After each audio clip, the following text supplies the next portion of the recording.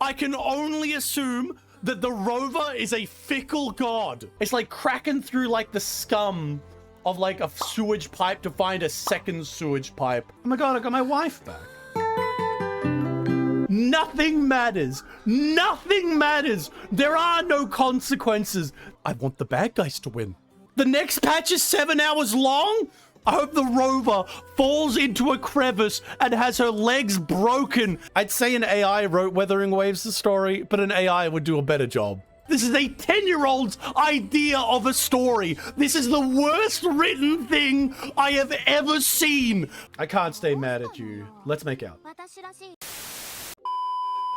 GTA is going to be releasing, and there's already drama. And here I say, my hottest take, my intense take about the GTA drama is, I really don't give a fuck. Everything I learn about GTA is against my will. It comes up on my fucking timeline, comes up on everything. They're all like, all right, guys, listen, we gotta talk about GTA. It's gonna be $100. I'm just sitting for the single player, and I'm like, oh, okay. And everyone's upset. I'm like, oh, that's that bad? I haven't fucking touched GTA since fucking Roman wanted to take me bowling, motherfuckers. I haven't touched that shit since Roman was like, cousin, bowling? Maybe I'm missing out. Like, is like the story that I mean, I know there's some funny characters in it, but like, is the story that crazy, or is it just like the interaction of like, haha, I can shoot prostitutes in the street and no one can stop me? Like, I just can't be bothered. Maybe it's like the online play is actually that good, but I guess I'm just I'm too much of an insular normie, so I just do not give a single flying fuck because I won't be buying it.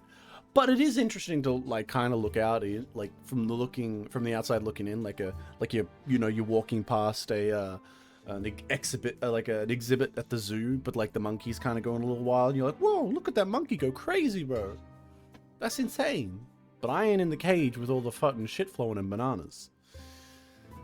Would I want I am actually curious to see, like, because like it's taken such a long time to get made. Is this gonna, like, because a lot of the games that take a long time to get made, yeah, there are some massive amazing games that do come out, but I feel like almost every game I've heard about for a very long time that's had a lot of development cycle, like years and years and years, that does come out, always ends up being like a dumpster fire of bugs and people being upset. And while, yeah, some of them do like come back, like for example, No Man's Sky, obviously, big one that everyone talks about, and to a lesser degree, I believe Cyberpunk is also, you know, squared back some of its love, despite the fact that it really never really reached the heights of what it was promised, or he hasn't even really tried to reach the heights of what was promised for Cyberpunk.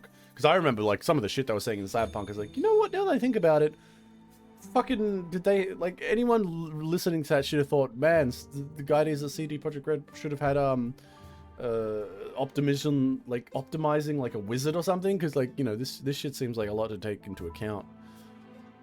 But yeah, I heard they got better. I heard they improved and overcame some of their fucked up more messed up elements. So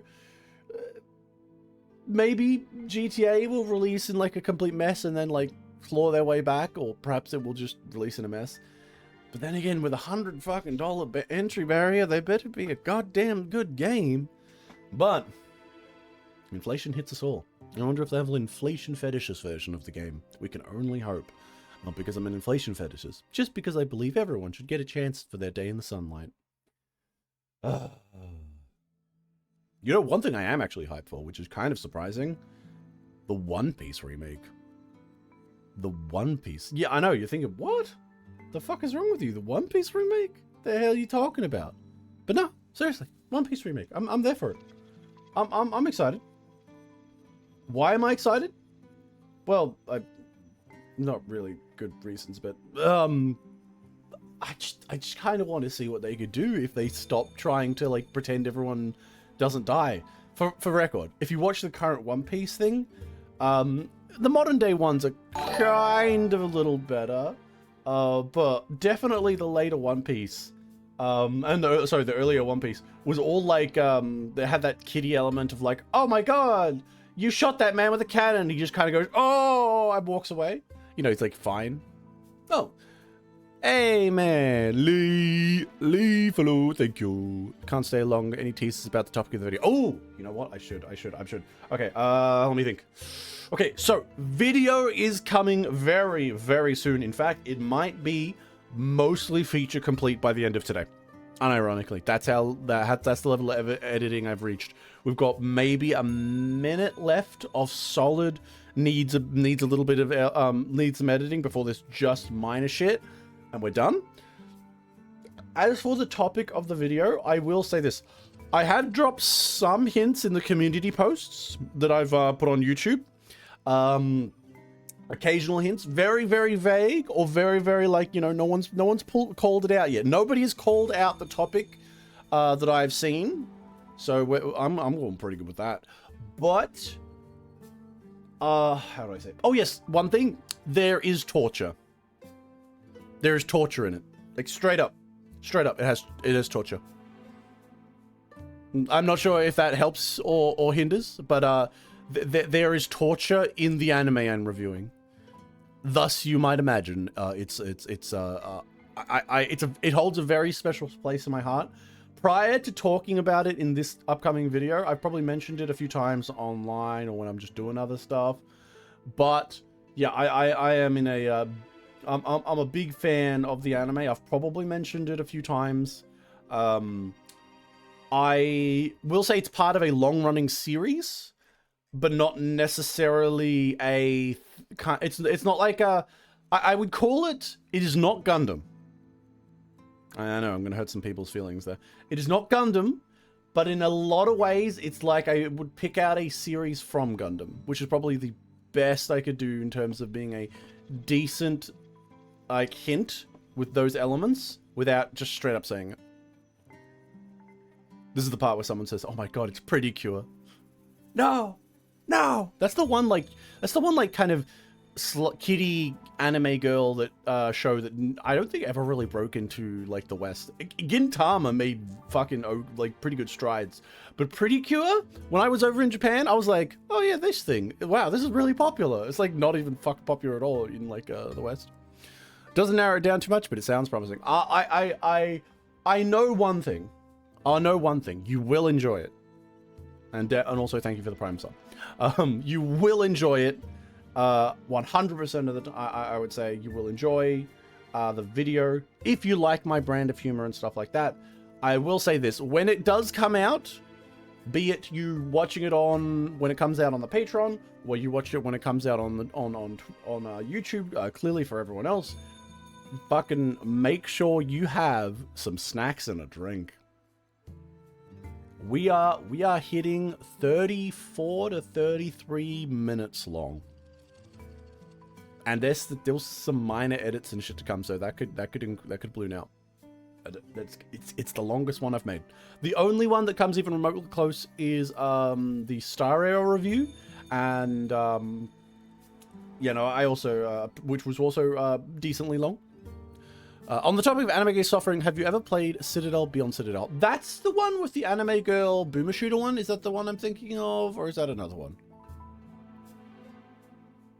I have heard that one. I think it's been mentioned, maybe by you, maybe by, but I know that I've seen bits of pieces of that one. I've never sat down to intensely play it though. But yes, I do like myself some anime girl suffering, so it's definitely something I'll have to consider more. I have most of the games that I've heard or discussed like that on my wish lists of things to purchase. I usually don't purchase anything unless it's like on sale like crazy. Speaking of though, oh yeah, okay, that I did see it. I haven't actually sat down, but that's suffering? I thought it was just like anime girl, like I thought it was a boom. What the fuck? Did anyone see that? The fuck just happened? I didn't know if that was picked up or that was only on my screen or whatever. Jesus Christ, that was like, holy shit.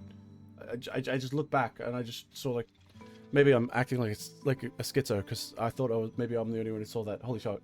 But anyway, yeah, I'd be very interested, but I thought it was just like kind of, oh, it's like, oh, anime girl, but it's like a boomer shooter. And I thought, oh, okay. Like I wasn't that excited by the concept.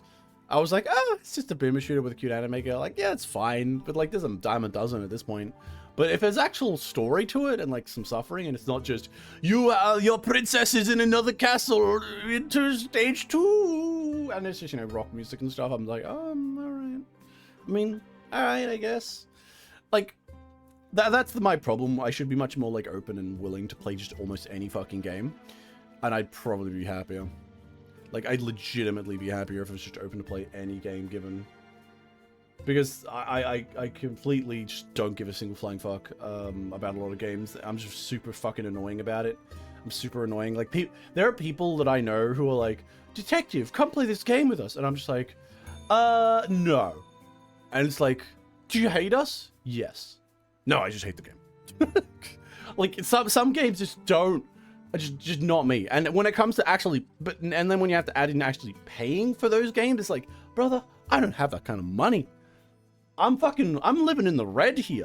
This isn't even a matter of like, oh, but I need more money to put into my savings account for when I retire, and so I don't get like you know, continuously like murdered and eaten alive by the government. No. I am legitimately telling you right now, I don't have any fucking money to spend on anything. So when I do buy a game, such as recently purchased Resident Evil 4 Remake, it was on a hard sale. It was like 90+ sale, and I'm like, all right, okay, fucking 90+. I'll probably purchase this because it's a Japanese game and they rarely fucking lower their goddamn prices for anything. The story has quite a bit of suffering. I'm excited. Oh, hey there, Attic. Detective, why did they add a car to 8A12's character? I'm not up to date in GFL 2 if you're talking about that, or the keeping on abreast of the goings on the Chinese server.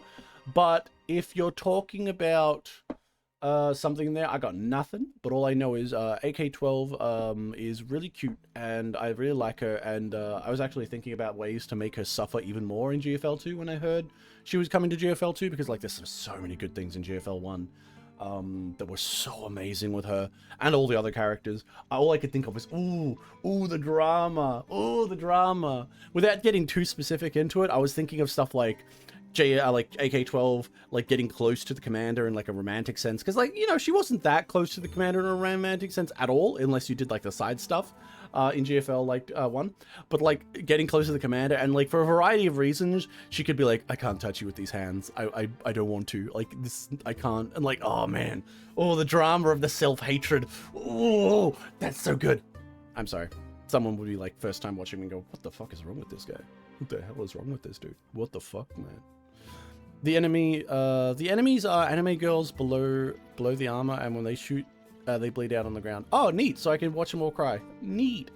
Did they go, no, Oni-chan, I need to pay for your medical bills, and I became a villain in Evil Castle Incorporated. I never thought this would happen.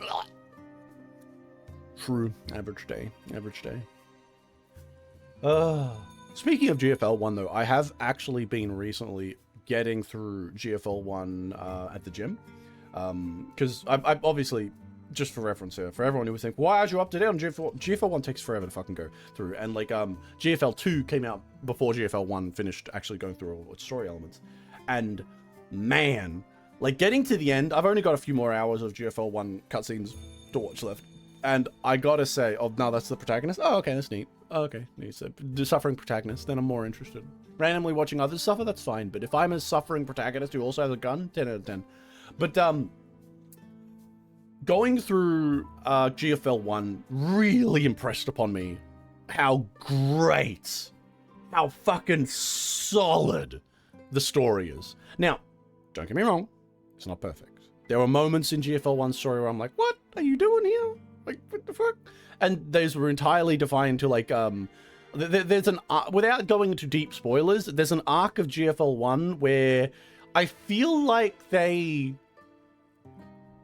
it's almost like you watch like imagine a computer tried to view something from an eldritch dimension that it couldn't like really relay. Like it's like looking at something that human mind couldn't comprehend, right? Like imagine the computer's looking at it. Like if a human mind looked at it, they would like break and fuck up and fall apart. And it'd be like, ah! But when it comes to GFL 1, they have an arc where It's like, okay, computer looks at this and goes, let's like mold it and convert it into something a human mind would understand, and it's absolute absurdism. It doesn't really hurt the main story because of a variety of factors, because it's kind of weirdly separate but still important. But it was like one of the weirdest arcs. But generally speaking, everything in Girls Frontline 1 is so amazing. And when I came to play through it, and recently as I go to the gym and stuff, I always think about the fact that I play this. I think about Wuthering Waves, and I go, me and you, me and the hypothetical you, the amalgamation you, who the Wuthering Waves fan, the person who knows what I'm here for, and who sits there and goes, fuck detective, stop shitting on Wuthering Waves, and we go back and forth, and I talk about how the plot could be improved or it could be better and all these kinds of things. But the biggest fucking own hi there, Venex. No, okay, that's me and you. Me and you is when I played Wuthering, because like a lot of people will say, you know, oh, gachas are just like this. This is the nature of gachas. This is what you're signing up for. All of those things that I complain about in the bigger sense. And then in the specific sense, then the concept is, oh, there's all this or that. We can go back and forth on all the specifics of like how to improve a story. Fucking Girls Frontline 1 is a gacha through and through. It is 100% monetized by, you know, thick cheeks, big tits, cute girls, fetish buffet. It is all there. And yet the story is fucking, oh my god. Good lord. Everything you hear me complain about in Wuthering Waves, like, know that it comes from a place of playing a gacha that can do the things that I'm looking for. It comes from a place of love and hope, honestly, for Kuro Games. As much as I shit on Wuthering Waves, because it's kind of funny, I do want it to improve. And Girls Frontline 1 really, really just shows me, you know what? Gacha games, they can be fucking amazing when given the right people. And it's just so great. Like, I don't know about y'all. If you guys right now, the person listening, are a little on the fence about it, go into the description of this fucking channel and go to my YouTube channel, not the VOD place. Go to the actual YouTube channel where I get more than 5 views. Go to those places and click on the Girls Frontline video with 190,000 views, and you watch that shit, and you'll fucking get an inkling of it, brother. An inkling. Like, I made that video before I'd even finished some of the things that most impressed me about Girls Frontline 1. And the story is just so fucking amazing. I mean, yeah, it's long, but it's amazing. Like, you get your teeth into it. There's so many elements about it that are fucking just impressive and like rip your heart out. Like, all the things I love about a narrative. And it's just so great.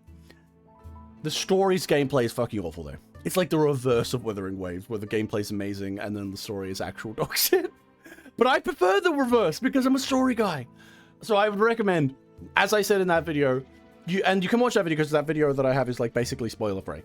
You watch that video, then you go and you make that choice. I'm telling you right now, you can make the fucking choice to go to the very beginning, chapter 1, that is like 10 minutes long. Chapter 1 of Girls Frontline, you can watch through the cutscenes of Girls Frontline Chapter 1, and you're like, wow, this is weird, this is just a slow start. And then you can just look at how long some of the later ones, 4 hours, one section of a particular scene in the later events. It's so fucking insane and dense how they build up the base of Girls Frontline into what it is. And it just shows you what a good gacha game can be if they put the effort in. Glazing over, that's what I feel like. Now, Girls Online 2, there are things I would say, but I kind of want to get that into a stream later. But I don't want. We'll get bogged down if I start talking about Girls Online 2. Makes me so happy reading GFL2 Reddit, seeing people saying that the new skins don't cover for the mid story. Yes. God, I said I wouldn't get too deep into it, but Girls Frontline 2, and I say this with love. I say it with love. Girls Frontline 2 is a victory lap for the commander, or like, it's a love letter to the fans, it's a love letter to the game, but it's no, I feel bad saying this, but Girls Frontline 2 is what money does to a company. I have to say it. I have to fucking say it. I love Girls Frontline. I love the universe. And even now, Girls Frontline 2 is still pretty good. But Girls Frontline 1 was a story, an adventure, a tale of suffering, a tale of hope and love, and horror and destruction and geopolitics and the action and the realities of how could one man or one woman or one force affect the outcomes of these things. It's a horribly complicated, interesting world that was built around a rather small set of characters, despite being a gacha, because almost every other girl in the gacha game was not relevant to the main story. I'm talking about every, like, this would be insane to you right now. Imagine Luno being a rollable girl for a new fucking thing, and she doesn't show up in the main story. Imagine fucking Augusta is in your game, Augusta's in your game, and she's in there for 5 seconds, or at best, she's in a silly, like, off-the-wall Halloween event where, like, people are running around making funny jokes. That is literally non-canon, pretty much non-canon, like not relevant at all. That is the equivalent of what Girls Frontline 1 did. They literally focused hard on a set of characters. Instead of being like one chapter event quest story, their event is over, let's move on, you never see them again. No, Girls Frontline took those characters and we went through multiple arcs with them, multiple developments. We went through thick and thin where they were suffering, crying, happy, sad, ripping their own eyes out, their arms ripped off, peppered with gunshots, watching their friends bleed out and die and tortured. We went through all of that with them through quest after quest after quest after quest until the ultimate resolution. Ain't that the same for Arknights? Perhaps. I'm not fully deep into Arknights, but yes, Arknights also does I believe have a core set of characters. But yes, and I think Arknight, that's why I'd also consider Arknights, and I haven't gone through it, and that's why I didn't specifically bring it up, because I've still got to go through stuff in Arknights and other places like Limbus Company, because Limbus Company has a set group of characters that it follows. But the core of that ability to focus on the story so singularly, and like the events in that story, rather than just kind of having separate events with separate kind of like quests with like vague like allusions to like a lore and a new girl introduced in each one that every modern gacha game does. Girls Frontline 1 went all fucking out on its story. It went all out on those elements. And I am telling you now, that's right, you listening who has not played Girls Frontline, listen to me. Play it. Give it a shot. I'm not even saying play through 80 hours and then like you can only understand Girls Frontline until you reach this event of singularity. No, what I'm saying is give it a shot. Just not even play the game. Just watch the fucking cutscenes. Watch the cutscenes. Because you don't need it. It's just a visual novel outside of that. It's just a visual novel. Really, that's all it is. It's a visual novel with no choices. Well, actually, no, there's a few choices, because sometimes during the events, they had like bad end choices where the commander would make 2 choices and you could choose which one to go down. I always went down the bad end choice first because it sounded funny. But, it's that good. It's just that good. Now, why am I bringing that up when I was about to talk about Girls Frontline 2? It's because Girls Frontline 2 feels like the lore and the world of that game, but because they're making so much money and because they're working on the games from the perspective of a normal standard gacha system, it's being forced into a mold where, while yeah, the quality of 1 in terms of its lore and story building is there, because it's being forced into this mold, it is an inferior narrative product. Now, I know Girls Frontline 2 fans, you can enjoy it, you can complain all you want, you can be upset all you want. It's the truth. Even if you've only ever played Girls Frontline 2 and you're like, but what are you talking about? It's so great. Give 1 a shot. Give 1 a shot. Give 1 a shot. You'll understand. It's really sad. Not unexpected, but it's why I'm giving Girls Frontline 2 a lot of chat time. Because a lot of people have said to me, bro, why didn't you double down? You got so many views on the first Girls Frontline video, 190,000 views on the first Girls Frontline video. Why don't you go review Girls Frontline 2? And I'm telling you right now, it's because I want to give them more time. I need to give them plenty of fucking time. Years of time to sort that fucking boat. Because if I made a video right this second, the things I would say are not nice. They're not nice. And while I could maybe favorably compare Girls Frontline 2 to Wuthering Waves, to fucking Star Rail, to Zenless Zone Zero, I could compare it favorably to those things. I will unabashedly, without reservation, compare Girls Frontline 2 to 1. And that is a comparison and a lineup that Girls Frontline 2 can only go so far with feet picks and jiggle physics. And they know it, or they better fucking know it. So I'm giving them time. Girls Frontline 1 also had its period where it was trying to figure out what it was being, especially in those first like 5 to 7 chapters, where it was trying to go, what do I want to be? What do I want to be? Like it was trying to figure itself out before it really got into the meat and potatoes. But Girls Frontline 2 like strikes me as someone who went in here trying to make a gacha game to make money and uses the same method everyone else was doing, and then they thought about the story after. And maybe they didn't think about the story after, but the mold is affecting it so much that it looks like I just can't. Now you might say, and I do agree with this to a degree, they need to have some like cutesy stuff. They need to like ingratiate you to the dolls. And I would argue you can do that. And I do need to pull myself back from that and say, okay, we gotta have sweet moments. We gotta build up our care for these characters. But from Girls Frontline opening fucking chapter, people were dying and getting shot and like ripped up and ripped apart, and it was happening. Even though we had like moments of levity, moments of like calmness, like, you know, connecting with each other and like, you know, really building up our characters and interactions. Generally, it was already a very serious story from the start of Girls Frontline 1.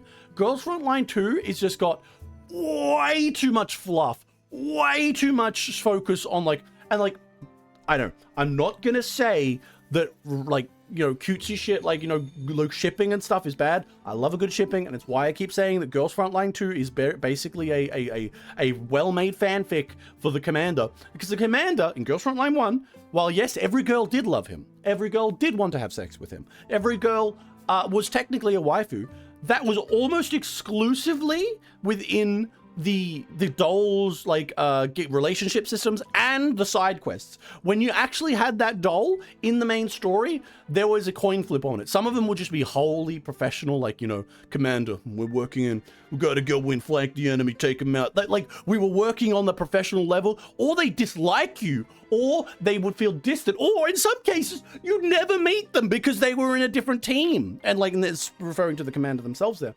Like, the relationships between the commander and the doll felt more real.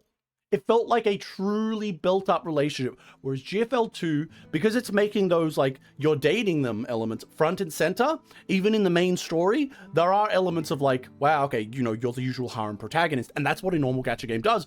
But GFL 1 managed to make me love those small moments where Girls Frontline 1 went through like, you know, chapter after chapter after chapter of the main quest, and like you would have serious motion, like serious like respect between characters after time built up over time. Like it wouldn't be a matter of like, we had one thing, I saw the commander do an okay fight and suddenly my panties dropped. No, it was like after fight after fight, after being enemies, after being allies of convenience, after working together on missions, after being saved, after saving me, a respect develops between the commander and the T-dolls and like characters and other characters. And then when you have that moment where a character says like how much they respect the commander, and you can see that little edge of like maybe a romantic element there, like just a little edge, not a oh I'm staring into your eyes, no, just a little edge, just a little tease of like I don't want the commander to see me like this, like when like her face is ripped off and like it's showing all the robotic parts under,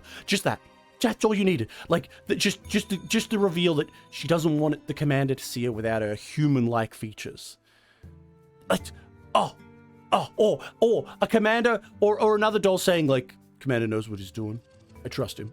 And I'm like, after all the things that you didn't trust me earlier, or all like the hard shit we had to go through all the time, the fact that you are saying that is so fucking amazing. Like, those small moments meant a lot. But GFL 2, as I've said, is essentially it has become that kind of wish fulfillment of like, meet girl, they love you. Now, obviously, all of the old girls, sure. New girls that come along like, oh, Commander, like they immediately fall for you. It's just the average gacha slop element. And I have to accept that. But it is part of the reason that, like, I have a lot of problems with with Girls Online 2. Like, I know I should be happy with what I got, because generally, and I say it again, it's way better than a lot of other gacha games in terms of story, in terms of lore, in terms of setup, in terms of events. But my fucking god, it's being compared to number 1, and it is just getting blown out of the water. Anyway, sorry for the rant. I'm in too deep in the weeds. What are you talking about? Like, I just looked away from chat while I was screaming. If you really want to cope about GFL 2, you can just say that the real after story will be good after the commander guesses all the teeth. You know, that might be it. Problem is, here's the big problem though, and it's another thing I was talking about before, where GFL would have characters that you would just basically never meet. Like, they were rollable girls. Like, wow, look, a raid up on this girl or whatever. Whatever. Does it matter? New girl, great.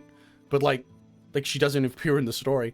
There's so many fucking dolls, like 130, 100 and something like that from number 1 was like, it's more than that now. Girls from number 1, and they weren't even like variants of themselves like a lot of gacha games like to do. No, it was all just original girls, different ones. And honestly, if they're going to continue doing what they do, which is like, oh, we introduce 2 new girls or 1 new girl every fucking event, they ain't fucking introducing everyone. They ain't doing it. They ain't gonna if you're sitting there coping that they're gonna introduce every fucking T-doll and then the story's gonna get good and serious, that's cope. Because it is a monetization cocaine drip for people play for the producers and creators of Girl from Online 2. Because the moment they would say, okay, we've released all the mainline characters, everyone released now is like a side event character, or like not even involved, they like, you know, you don't see them ever. No one's gonna buy them, because as much as I loved Girls Frontline 1 for like just making those characters, people play these gachas, and the whales who spend their money, if they're not spending it for meta because they're obsessed and they're that deep, they're spending it for collectors, for waifu purposes. So they're like, oh well, you have to have a story with this girl. It's gonna be endlessly like Girls Frontline 2. It's gonna be endlessly that. It's gonna be like, okay, introduce a new girl, we have to make a story about it. Introduce a new girl, we have to make a story about it. We're not going to have that focused, tight story about these core group of characters ever again, I think. And that's what terrifies me. They can't bring that back. Now, you might say, oh, maybe the main group in the Elmo? Sure. But I don't even think they can do that, because every fucking event has to be about a new character and has a deep story element of what they've been doing in the past or who they are and all these elements. And from what I see, it's like pointless as shit. Like, all right, fucking, I can't remember their name, but one of the really horny dolls they added into GFL 2 had an entire storyline, like a fucking park or whatever, and there was like everyone's had like medical shit put through their brain and stuff. It was an alright like little story, but like what impact did that have on anything? Nothing.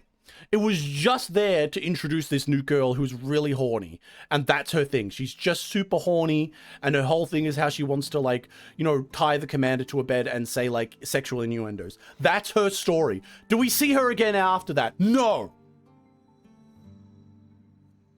And I'm like, you could take that fucking time and you could have put that into building up Nemesis, building up Morg Rosa. You could take that time building up our villains. You could take that time building up so much. Now, take it with the grain of salt that it is. We're still early game.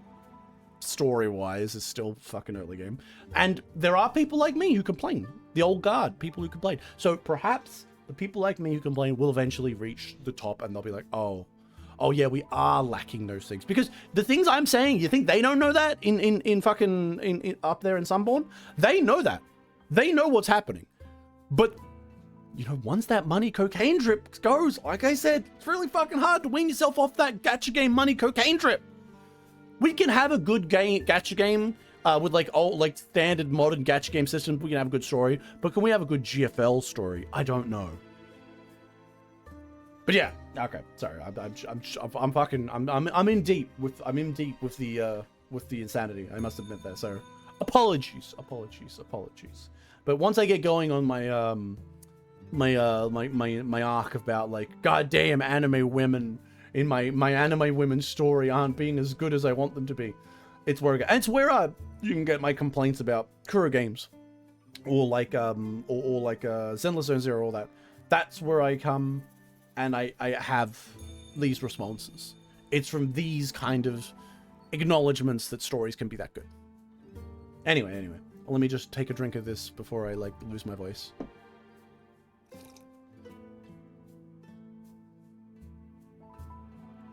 Ah, man.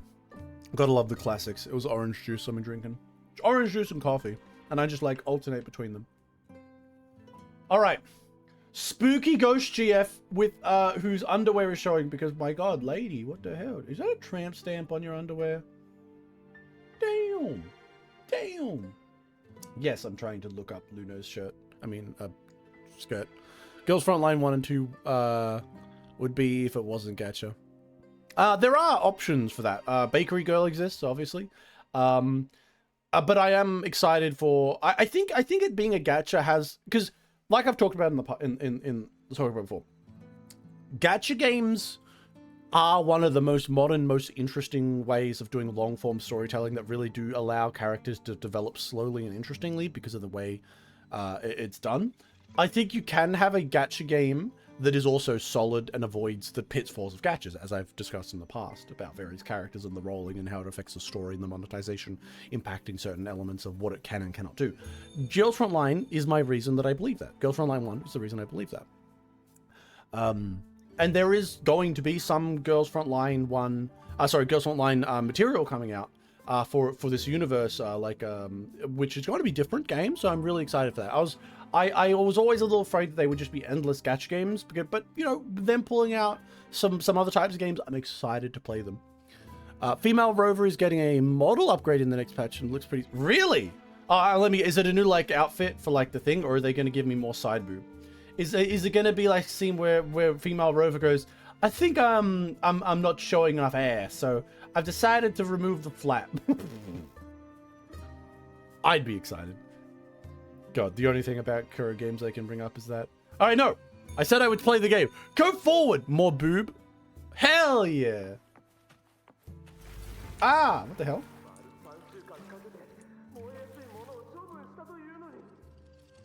Ha! What a loser. Oh, yeah. Yeah, the fire started anyway. I get it. So it's all about, like... Okay, that already let go of hope. She said she would... Path would lead me in the forest by the spring. Okay, so I get it. Like, basically, it's showing all of the negatives and stuff. We followed the prophecy in one, but when I see my bloodshot, like, I kind of thought, was there another way? Yeah. Well, that's the thing about prophecy stories, isn't it? Gustav left me and Luciani alone. Was it really for... Oh, is that the girl? No. Carrots that sail the sea to me is ended a hand attack, and I believe in my own prophecy. Took his place in battle. I was gravely wounded, but now I'm living close. Oh. Basically, he tried to avoid it and he got himself killed. Lou. Yeah, I mean, I personally do appreciate that he tried. I know Grandpa will come back. When you die, you die. Some things won't change no matter how short. I wonder if, like...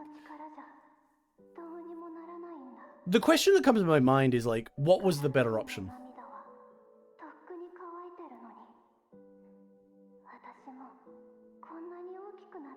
I like little stories like this. Like, with the girl. Like, with, like, trying to... You can look it up. Oh, no, I'll let them put it in the game for me. Unless Australia goes, excuse me, there's skin showing, and, like, you know, I get shot. But as you said, monetization is hurting the story of the game. They choose to do the thing that makes... Oh.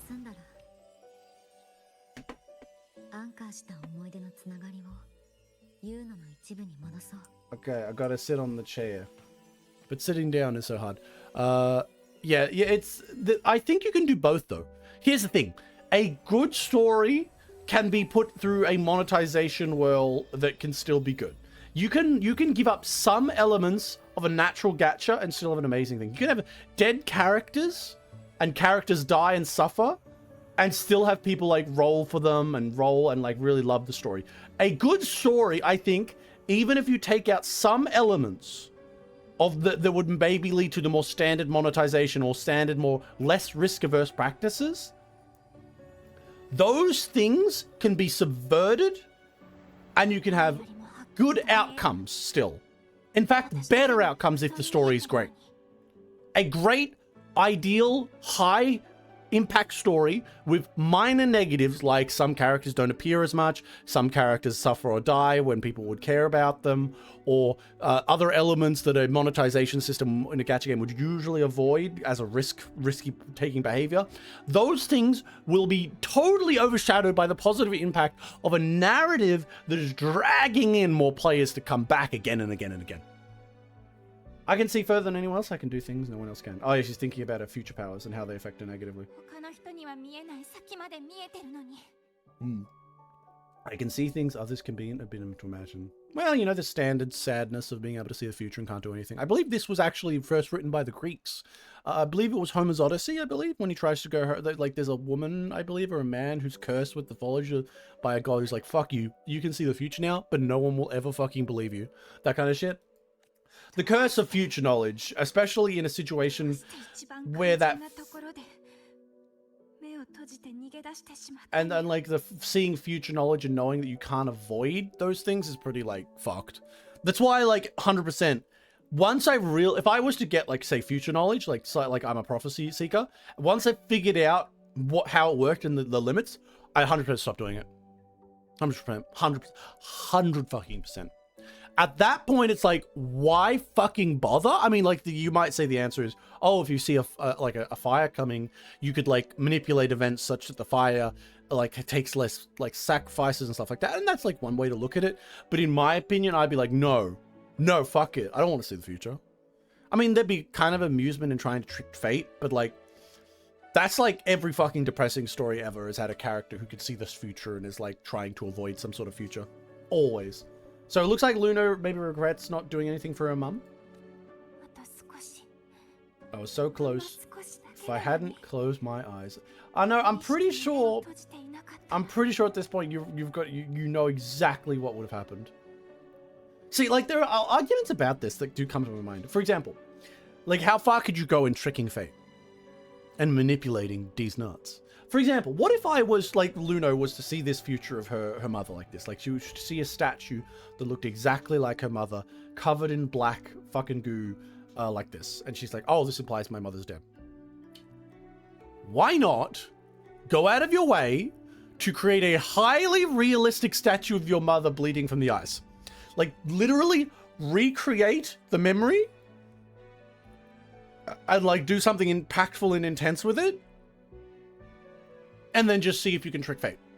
That's the fun part. I mean, I suppose they showed elements where that doesn't work, but that'd be the only thing I could think of really doing. Because if you see fate like this, you just turn it off and you live in the moment. You turn it off and you live in the moment. Unless it's, like, purposeful, like, forced into your brain all the time. At which point you're kind of fucked.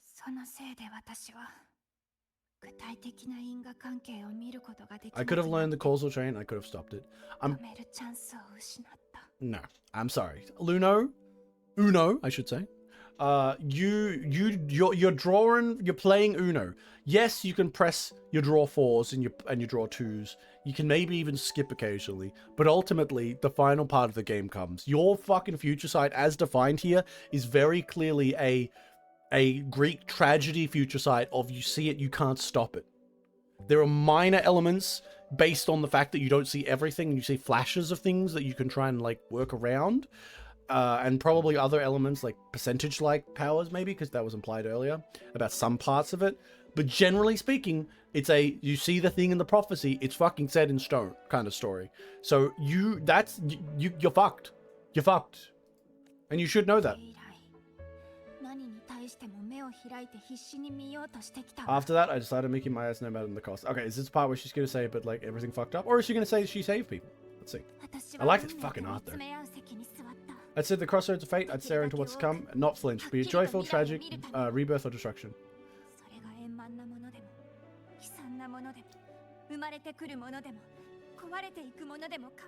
Oh, look how cute she is. I suppose I was making the right choices last stream when I made the choice to be, like, always saying exactly what happened without lies.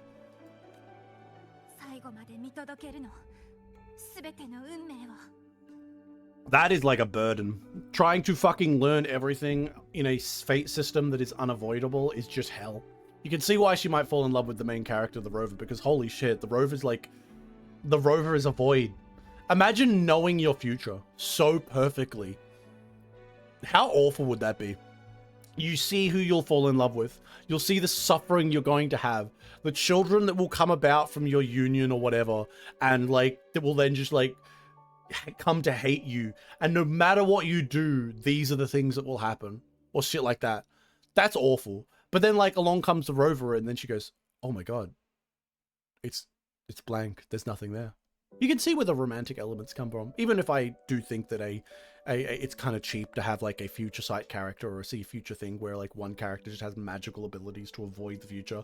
It is a very chosen one-esque element, which I'm not a big fan of. That said, it is still cute for like the purposes of the romance between Luno and the rover, despite the fact that Wuthering Waves never goes as far as like confirming their romances, and it's all like, oh my god, she stared at me and smiled for 2 minutes.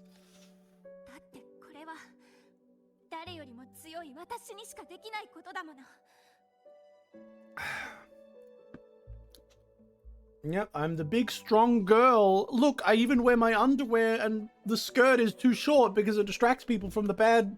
Oh my god, does she wear a short like weird robe skirt thing to distract people from the bad histories? Man, Luna's thinking ahead. If the priestess is perfect, we're really perfect, we could avoid all most of us. What are you talking about? We did. If there is such a thing as fate, these misfortunes. If there's such a thing as fate, then these fortunes cannot be avoided. Just because you know the outcome doesn't mean the journey is worth it. I mean, yeah, that's fair. I do appreciate that position that she says there. Like, there is something to be said about a journey. Some of my favorite stories in fiction. Why is Wuthering Waves becoming just an excuse for me to talk about my favorite stories and favorite elements of stories? It just happens. But some of my favorite stories about in stories are like characters who are like obsessed with like an outcome where they're trying to avoid it, or like they're trying to make something happen, and like they're just driving themselves into the ground, and like the depression of that, and like other people like try to say, just because you're guaranteed to end doesn't mean you have to like hate it, doesn't mean like the journey can't be something special. And like, it's like, even though I personally like the character to be like, no, I refuse, and I do appreciate those elements of the stories. If life is divided by our faith, does it even matter if we know our fate? See, these are all elements of like that fate comes into it. You know, it's just like, you know, cool little things. After I see, could I ever answer their hope? It's kind of sucky being like a fucking person who can see like a certain future because all the hate falls on you. Because it's essentially like you're telling them unavoidable. That's a good question. Does it actually matter? I don't think it does. In a way. The classic Greek tragedy. Yeah, of course, the classic Greek tragedy. I've actually been looking in another hint for what the video is going to be about, which is very vague. You'll never know. But there's a lot of Greek tragedies I reference in it.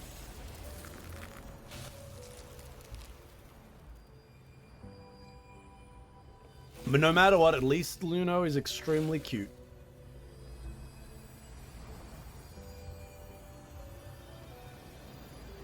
I would have preferred it if she was like a soldier and like suffering. I would have preferred it, but you know, it is what it is.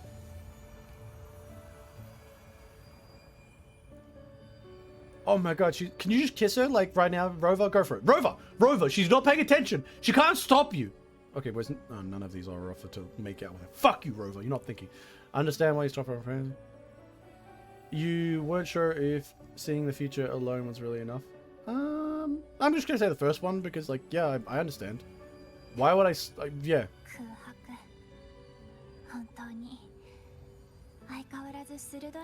I mean, yeah, you can see the pain. You just took a long time to get there because you had like a suffering event at the start that you thought you could overcome through telling the future, but it's, you know, wrong. If you see future set in stone, what can you do? Seeing fate is simple, but facing what you see is... Like, it would suck. Like, literally knowing everything and being able to stop it. You know what would be more interesting? One of the fate systems I've seen before, like, is where, like, you can change something, but fate will ripple back to try and stop you. The mild spoil... No, I won't say it, actually. You know what? I won't say that. But there is an anime I watched where a girl goes back in time to change the fate of someone she cares about, but it is revealed that because she's actively using her time manipulation powers to go back in time to change a specific fate because of her specific inclination and intention, fate alters to make those things happen again, just in a different way. It's a very interesting system. That's like a brutal system though. Like you fucking, okay, I've got my time magic powers. I've worked all my way to make a time machine. I'm going back to change this one thing that I really wanted to change. The thing that I've worked all this time for. But because you went back specifically intending for that one thing to change, that's the one thing you can't change. That's crazy. I love it. I loved it actually. But I love all variants like that. As much as the solid fate prediction one, which is kind of where this kind of falls, goes to, is also very fun and I quite like it. Variant fate kind of elements is really good as well.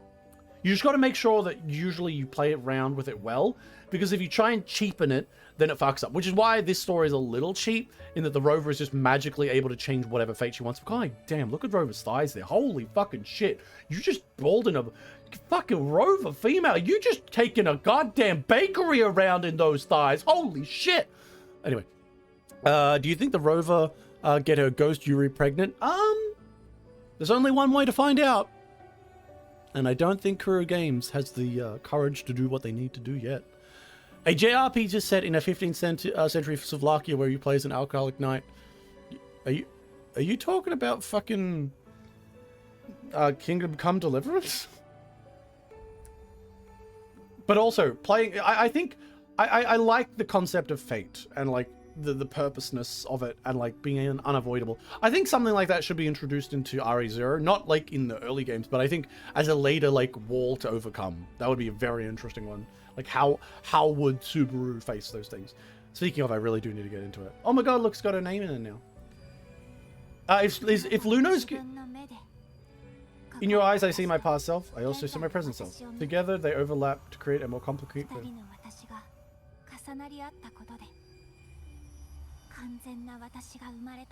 She sees the past and present version of herself in my eyes, and look at those bedroom eyes, guys. Look at those fucking bedroom eyes. Like, come on, man. Come on, man. Look at those bedroom eyes. She knows what she wants. Is the next one gonna be like, but my future, that's something I want to see together with you. Holy shit, that's a great line. I should write these fucking things. But the future, it's not written. But with you, I'd like to write it. That'd be like the kind of shit that I could see them putting in here. No LMAO, a game's description on stream for a game called Phil Vizedek. It looks pretty neat. Put it in the game gaming in the Discord, my brother, and I'll check it out. I'll check it out when I have the moment. Luno, keep telling me how you want to be with me forever, and you're gonna, like, we're gonna be together and get married and stuff.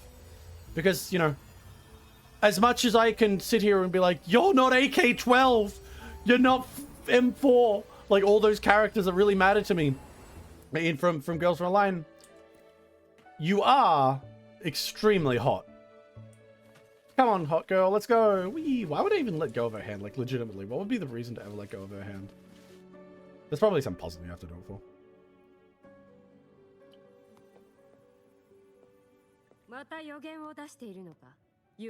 Oh, so now what do you mean? Question? I know who this is.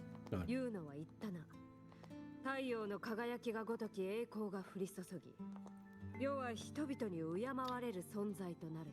All right. Threesome. Okay, we're gonna go earn me some respect. Truth be told, I don't think much of your words back then. Oh, look at her. She's so cute. God, the more I see of Luno, the more I'm like, I think it might be my favorite character design from like literally any of these games. When I want something, no one's permission is needed. Nothing can stand between me and my goal. That's kind of based. Based, Augusta. Who gives a fuck about prophecy? I just have to have enough power to rip it through. That's actually really based. I do appreciate that idea.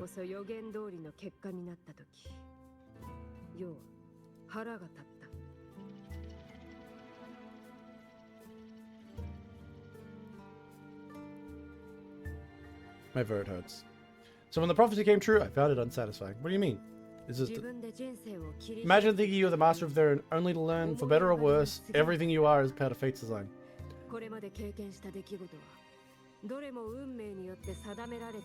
Yeah, I feel like I think Augusta is well written, but I would like her to go harder. Like, I honestly think Augusta should have gone harder as a character who wanted to overcome her fate, or like become more than. It's a very interesting idea, but I do appreciate her feelings here.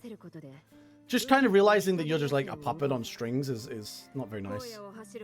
It's as if fate chips away at the untamed part of you, turning you into a wolf, into a caged rabbit.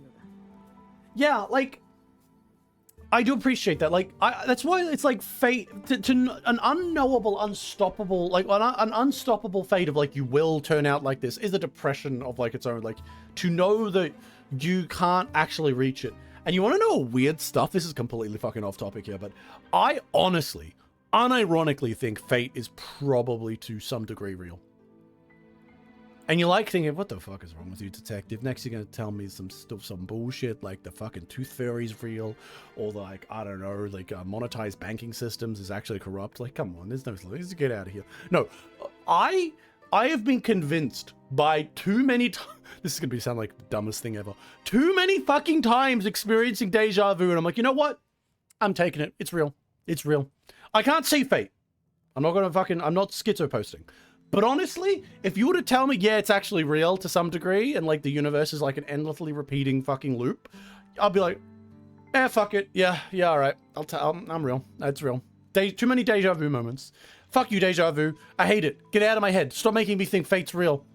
But in the end, my response is this: if deja vu is real and you are going through things you've already experienced and or already knew you would experience in some weird way, shape, or form, the only thing I can say is this: will that change your actions? No. Go hard. Just lock in.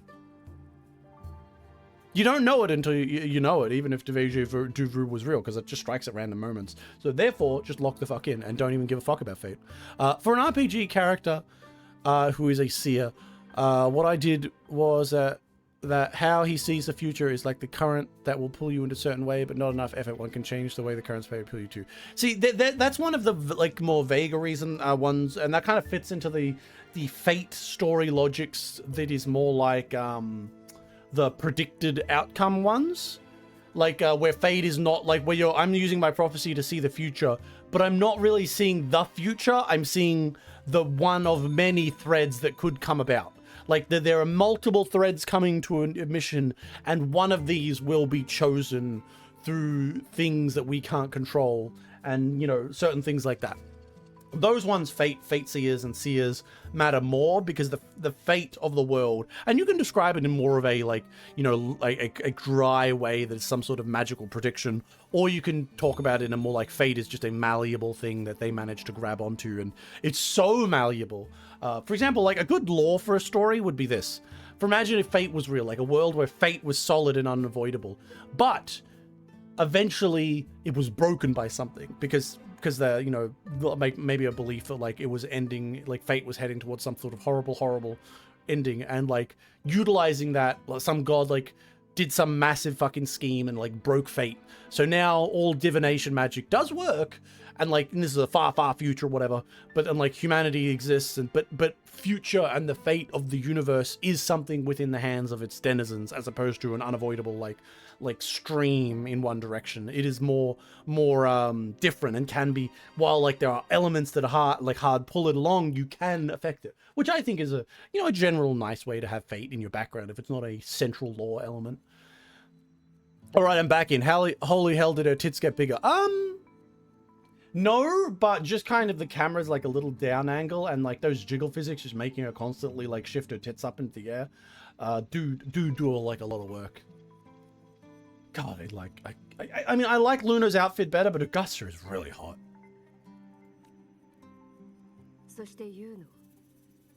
And you saw it too easily. Truth as clear as moonlight, bright, distant, and cold. Look how cute she is. Look at her, look, fucking cute ass face. If that's the case, why did you seek out the priestess? You know, that's a good question. Yeah, like, is she trying to avoid fate? I don't dismiss the value of prophecy. She just thinks she's built different and can overcome it, which is actually really hot. Fuck Augusta. Like, while Luno might be the cuter of the two, and I'd probably like follow her, the concept of Augusta being like, fuck it, fuck you, I'm gonna like overcome whatever I want to overcome is very attractive. Seeing the outcome gives us insight. Prophecies allow us to envision the future and find better ways to face it. Yeah, I mean, that's true, I guess. I personally believe I should just be able to face anything in the moment. But, you know, I'm built different. Augusta is also built very different.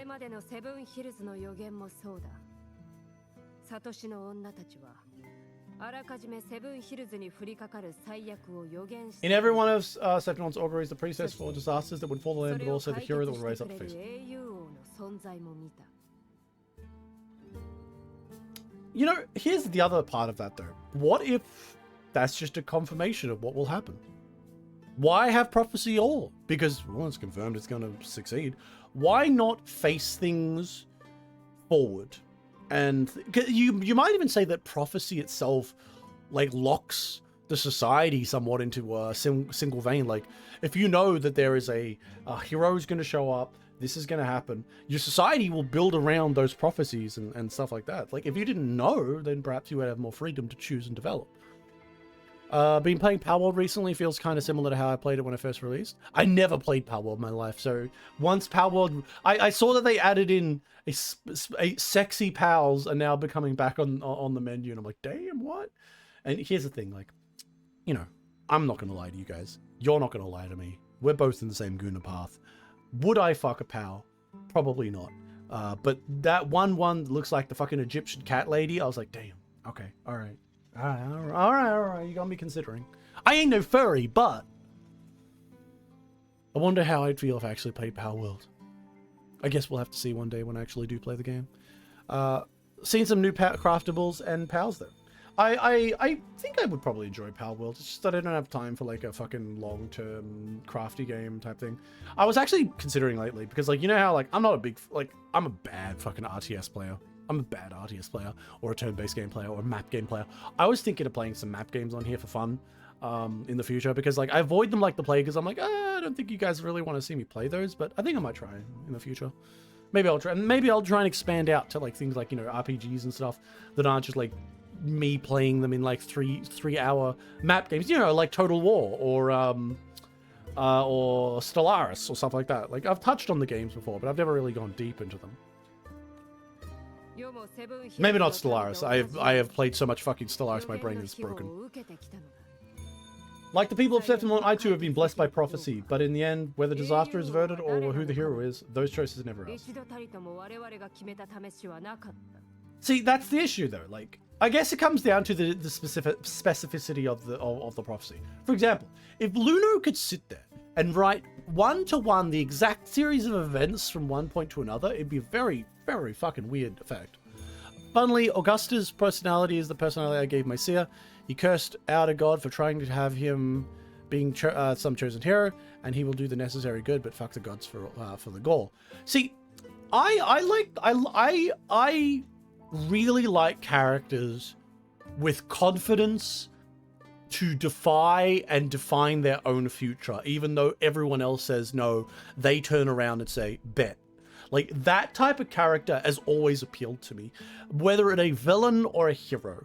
For example, Augusta here appeals to me in like her confidence to like be like, I will stand forward, I will choose my own fate, even if I, you know, make those decisions and stuff like that. And another one is like Gilgamesh from the Fate series.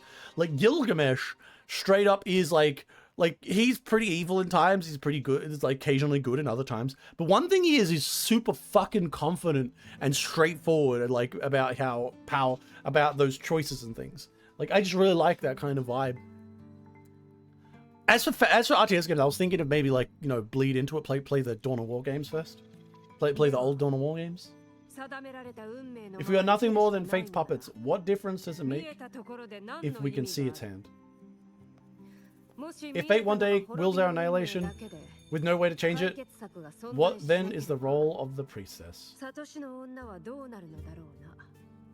Yeah, I mean, that's a good question. And that's why I think that the ultimate choice I would make as a country and as a person who could see the future would be, in this case, to not see the future. I would simply do, nah, let's just not. I like characters that defy high power, such as eldritch, higher powers or eldritch monsters, not through high levels of thought, but through sheer lack of intelligence and uncaring how big and scary the thing is. See, I enjoy that, but oftentimes it gets a little bit dull. For example, MASH from the Muscle anime. Now, I haven't watched a lot of that, but when I did watch, I got the joke that is played over and over again. I got it pretty clear. Everyone is good at magic. Everyone's really crazy good at magic. His one ability is being muscly, and the joke is that he can overcome anything by being kind of simple and kind of just hitting, you know, working out until he beats something. So there's the problem, I find. Because the reason why trying to overcome fate or powers or defy monstrosities that are beyond understanding is impressive is because they are monstrosities or powers that are hard to overcome or horrific. If your character is just like, I'm too stupid to understand that, I'm gonna just hit you, is funny for about 10 minutes.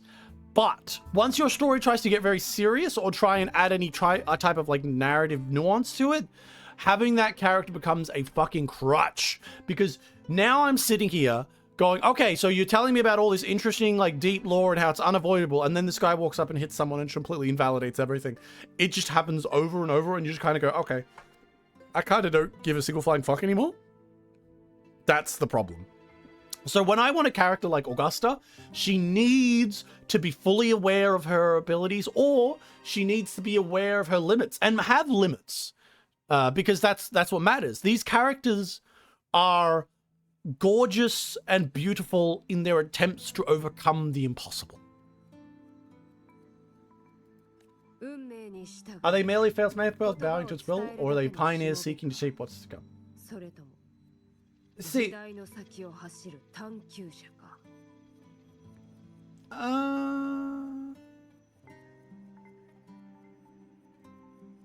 I don't know either really one of these. Is it about one?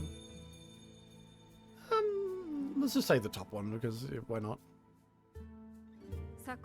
Last night, Grandmother Lambert told me about another Septimon augury has emerged.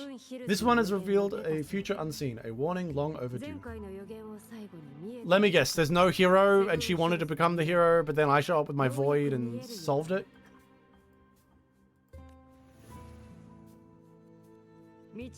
An unknown disaster would bring about the end of Septimont. They call it Seven Hills in the Japanese. The person that can't be the main character. I like to see them get their ass beat from time to time. Seeing the stupidity work well once in a while is peak. A lot of the time they make those characters do exist. In more serious shows, those characters often tend to be locked up. For example, a good example of this is Jujutsu Kaisen. Because in Jujutsu Kaisen, fucking Gero, the main guy, not the main guy, like his teacher, Blue Eyes, like, domain expansion man, he just gets put in like a box because or every series or episode, like, he is the I'm just too powerful for you fucking losers kind of character. But because he's so powerful, they just have to put him in a box and only bring him out occasionally for aura farming. Because, like, what do you do with a character like that in trying to do a serious story? The vision was unclear. The priestess couldn't discern the cause of the disaster, nor could they see the hero rise up to stop it. That's probably because I was involved. Like, if I had to guess, the rover being involved, the rover being a void, the rover fucking shit up over like that, probably is the reason why that happened. Or alternatively, the spooky ghost monster. The Senate prefers to wait, believing the solution will reveal its own time, but I consider the darker possibility.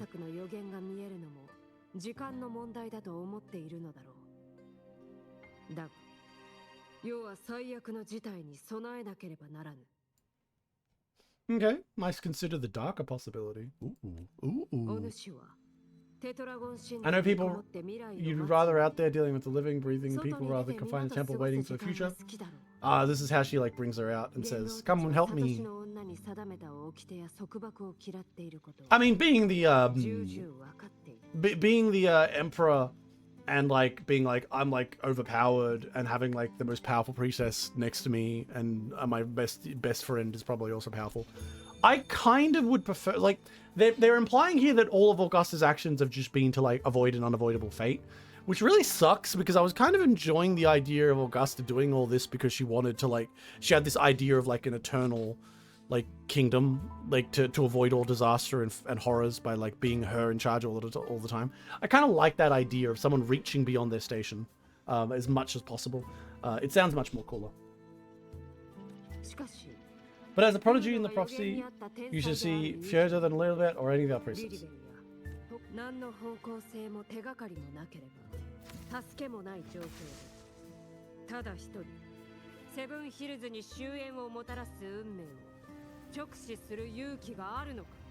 Would you dare gaze with no direction, no clues, and no direction focus upon Scepter's end and trace its course? Reject your advice and wait for reveal more insights. Let's start with one for the funny. Because I know this is the wrong option, because she didn't take this option.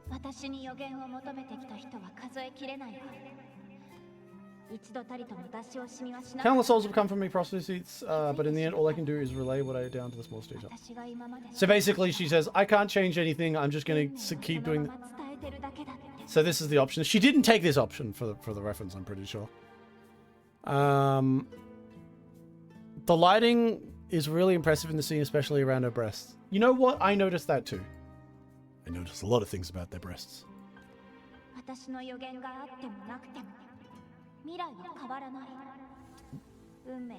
Whether I invent or not, it's destined to happen. For your faith puppet, what purpose does it see the future? So this is the bad choice she made. Let's see what it looks like. I know this is not the choice she made. I'm just kind of doing it for the sake of doing it. No. Always take the bad end. Anchoring cannot continue. There are countless possibilities before sun is done. Only one path can be. Yeah, I know, but I wanted to see it. I wanted to see her sad and stuff. Can't say how she does it, but somehow... Oh, I'm back here. Let's go.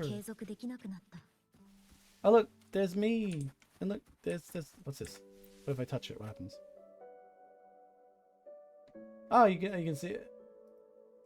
Neat. I can see myself setting into the wrong choice. That's cool. And do I have to go through all of that again? Alright, no, we'll go to the right one then. Damn it, we'll help her find... This is the right thing that Luno would do. Also, I'll make the prophecy ending my answer. End or future, I can break through the maze and find the hero of heroes they could not see. I won't need to worry about something meaning.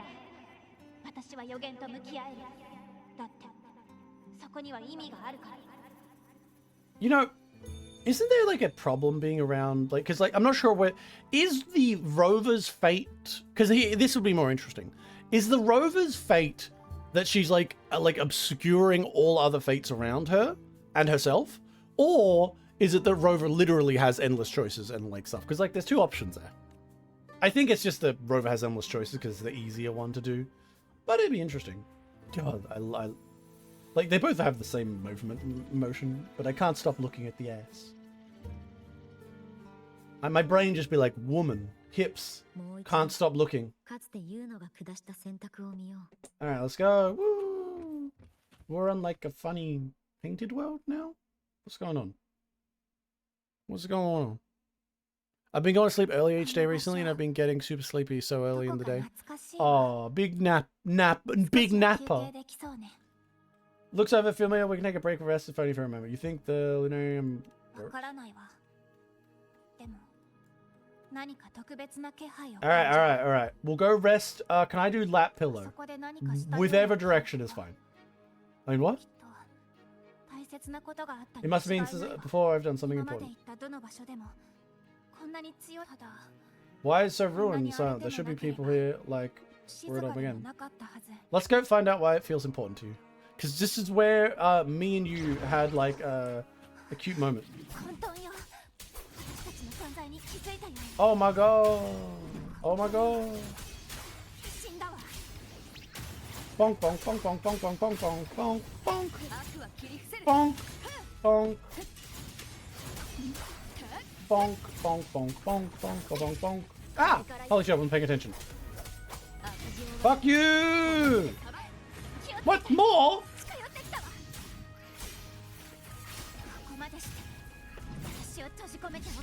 Fuck you! Or just a full-on nap. I've been sleeps. You know, I sleep usually after stream, because like I just be like, ah, fuck, I can't make myself go to sleep earlier. So after stream, because I get up kind of early to do these streams, I just go to bed and just nap for like 2 hours.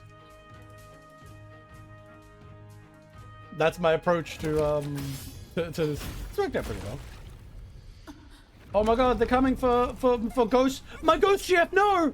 No! My ghost GP, my ghostly BJs. They're disappearing. No, ghost girl, please, ghost GF, no! Ghost GF! So hey, literally, isn't this literally exactly what I said was gonna happen? Except we're not up to the part where I have to reach through the falling water or through space to grab her hand and win. We're literally at the no, I'll grab you. Oh my god. What the fuck? What the fuck? Oh my god, everything hates me. They don't want me to get to my waifu. What? What's that? You're not telling me what it is. What is it? Oh, it's tea. Why was it taking forever? Ah, I won!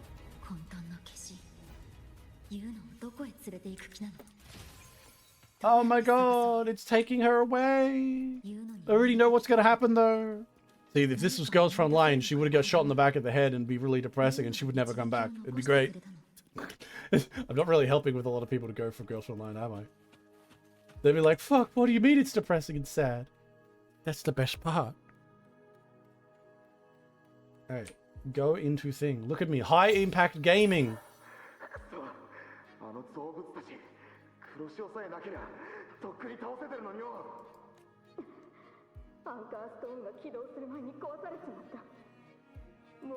Okay, so fucked up.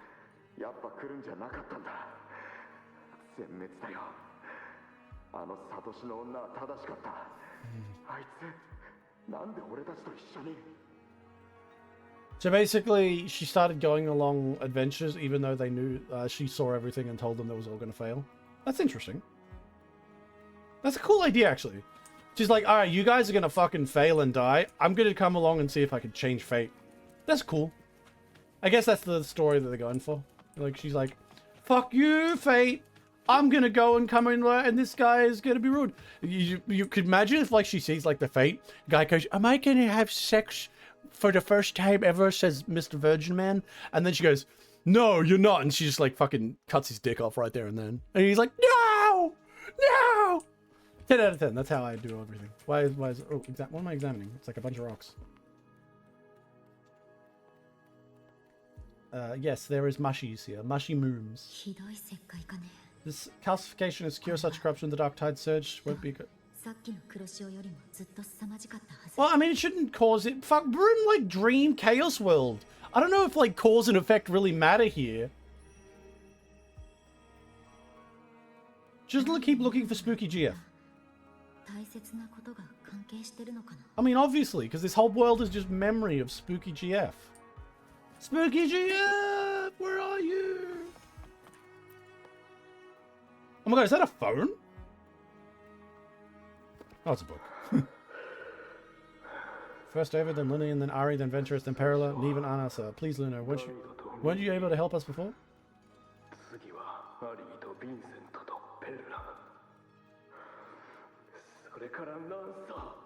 Lancer? Oh my god. This is a Fate reference?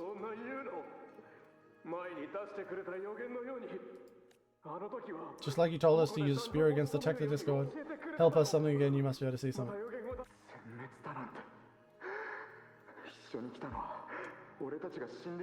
Is all of us are doomed to die? If that's true, why'd you come with us? Just to watch us die?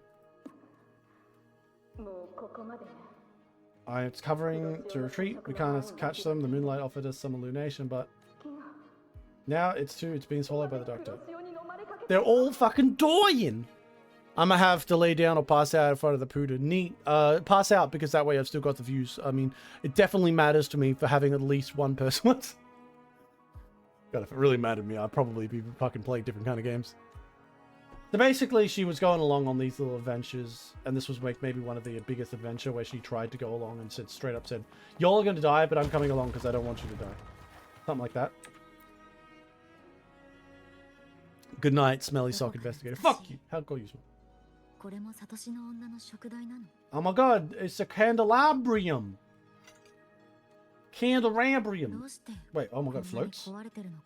Wait, I gotta use my fucking magical... I have magical fix... Oh my god! Rover, of course, has magical candelabrum fixing powers. Very normal. Look at this high-tier gameplay, guys. I press F. Wow! I did that! That was me! My god! I am some sort of genius! Oh.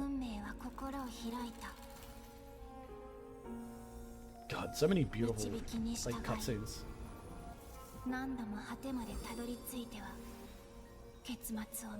If I do like a full-on video of Wuthering Waves, I'll have a fuckload to like view. No wait, no, she's no hero of heroes. Gilgamesh isn't coming.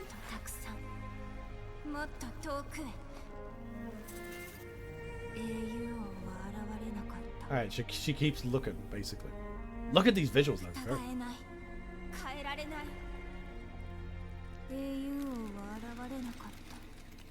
Seeing a future you can't change.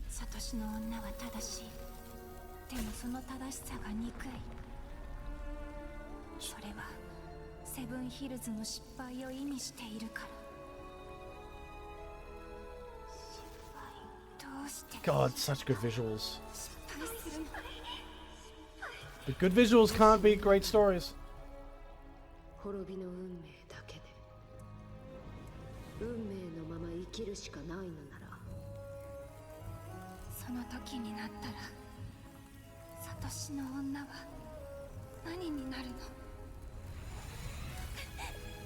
This is why you don't ever put yourself in the priestess group. If you're gonna help it. Being an unavoidable fate sucks.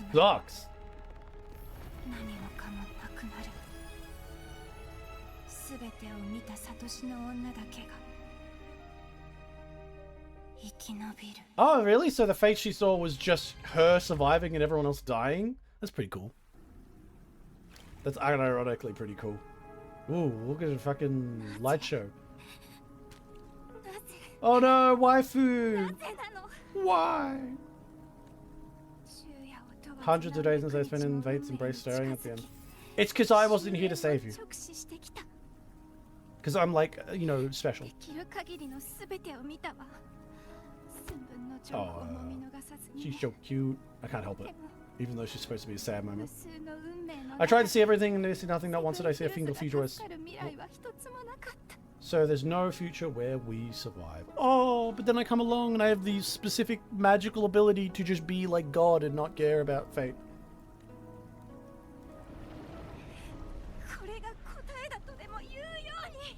So this is the answer you gave me.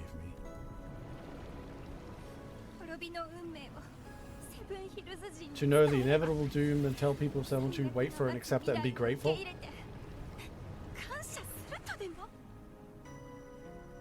Yeah, I mean it's a terrible fucking, that's why fate thing is terrible. What do you hope to achieve?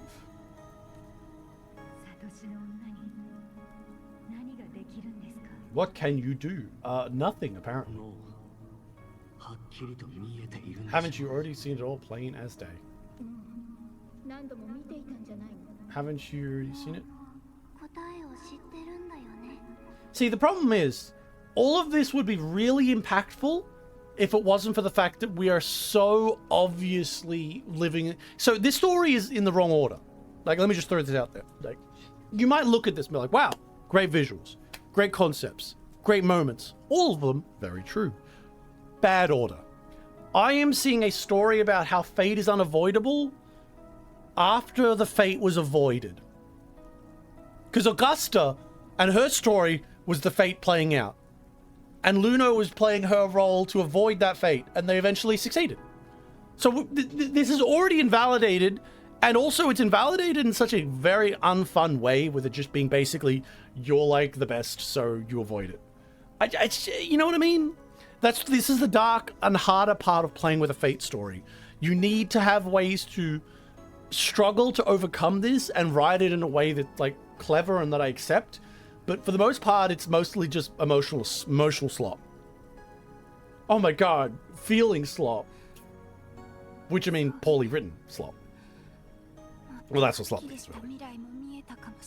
I saw it a clear and defined future. I need to know, convince myself.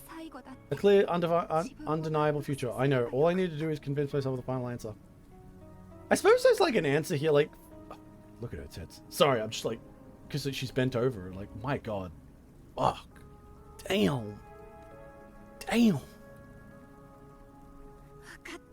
How could I ever accept it? I mean, yeah. She doesn't want to accept, like, all of her friends dying. How could I be content? Yeah, this is the problem with being a fucking future seer. I will press the W for this. What is it? Is this a crying cutscene? Is this a crying minigame? Oh no, it's standing up minigame.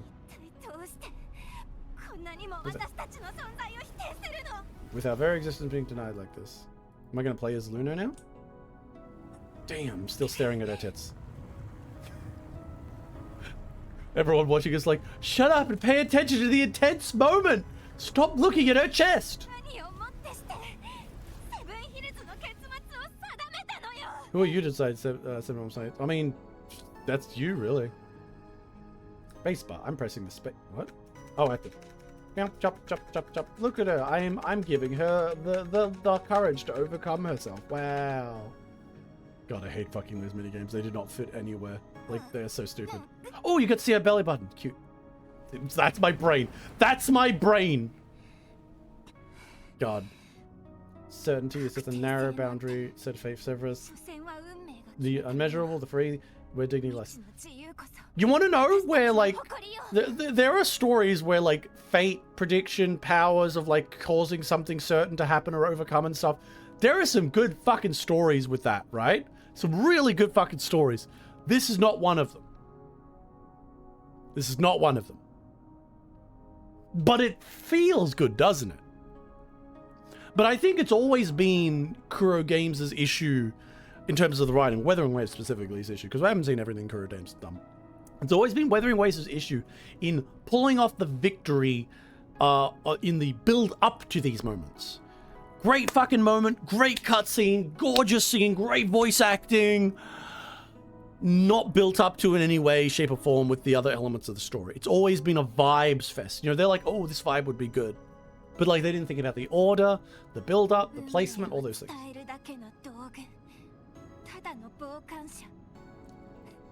A mouthpiece silent whisper is all that you expect me. As she breaks her little fat flower, like, thing. Oh my god, she's gonna step on it? Oh no. Oh.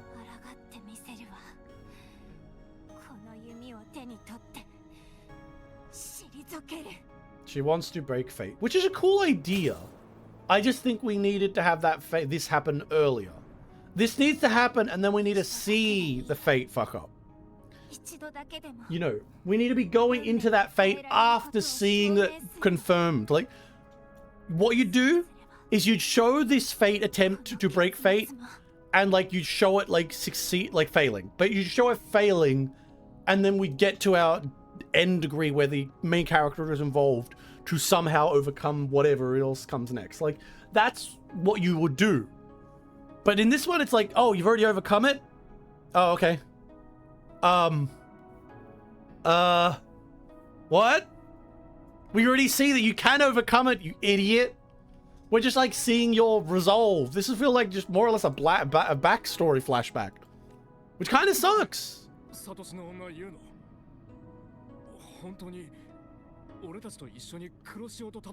you gonna really stand against this the dark tide? This is the explaining of like the dark hearts where she was. You've seen how it ends, haven't you? Of course. I didn't like that idea. Like, I like the idea of trying to fight against fate. It's just like, it's all out of order, vibes-based stuff. Man, fate sucks. The answer I seek is the only one I can give. Oh my god. Now I'm gonna go fight stuff, right? I'm leaving the ruins. Where's my ghost GF? I need my ghost GF! Ghost GF! Oh wait, she's gonna be not ghostly anymore? That's gonna suck. I kinda like the blue glow. Ghost GF, where have you gone? Please. Please, Ghost GF, give me that. I'm looking forward to that sweet ectoplasmy kisses. Please. Please. Ghost GF, return to me.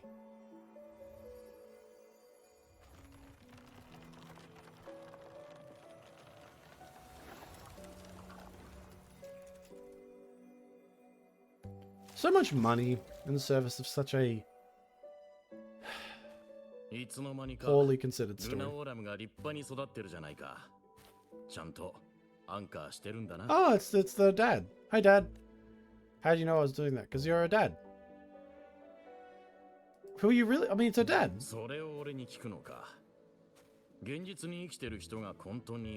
Okay, maybe it's not a dad. A mortal from the real world stumbling into chaos. What else could you be here for if not to take something back with you? No, it is her dad. Right?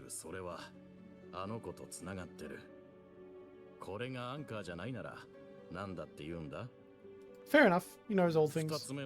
As for a second, that seems true. Along the way, you met the priestess gladiators and many other close prophecies.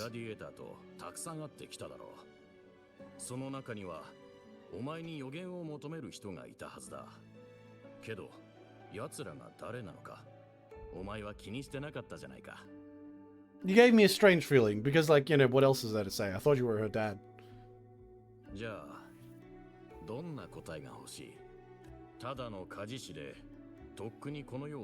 Literally her dad. Long dead or forger of weapons. A father to a... Oh my god, it's a big reveal! See, this is like... we saw that one coming, come on. But that's fine. I mean, so you really tell that I'm not really Luno. Oh my god. But that is question. I am... Just like questions, that's not the point. What matters to me isn't you. What matters isn't me, but... What? What matters isn't me, but you. Isn't that... What the fuck?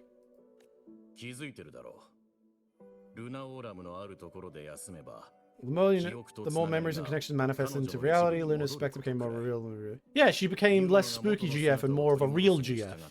I was manifesting my... Holy shit, is this quest manifesting my Tupla? Fuck. Holy shit, it's all coming together. That's gonna be the name of the VOD. But now Chaos has that spectre. After all, it was never truly Luno. Was it? But the Lunarium bow is the two of you have built for all along. Okay, so I made this big plan. There'll be no more doors to use. You can keep the bow as and take it back with you. Find a new spectre to follow. As long as you have it with you, that should be enough. So basically, I find the spooky ghost again, and I give that spooky ghost the big tree.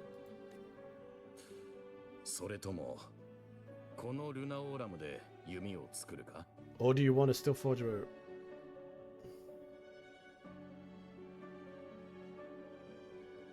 Well, I have no idea what you want. Like, the bow was like the idea that she changed herself into a bow to kill, like, the stuff, to change fate.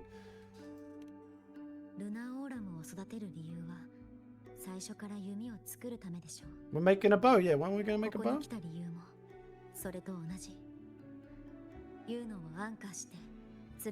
Yeah, I just want to bring back my waifu so we can make out. And then I can abandon her after she gets pregnant. Trust me, she's gonna be so happy. I looked into the future. She's gonna really love being a single mother.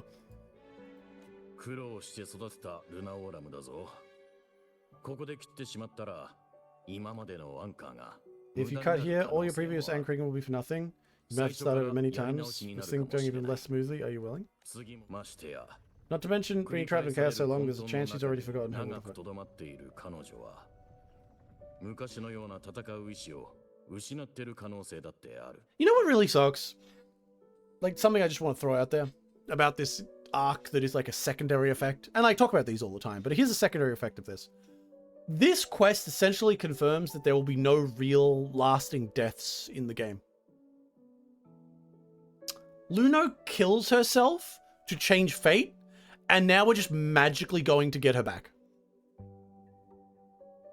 Has anyone really considered that, you know? This basically confirms there's no real consequences. How fucking depressing.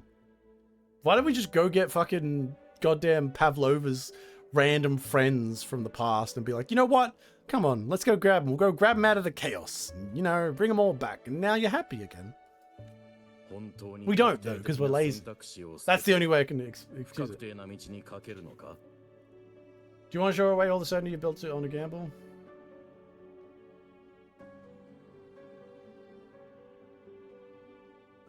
No, I'm sure I'll have to try.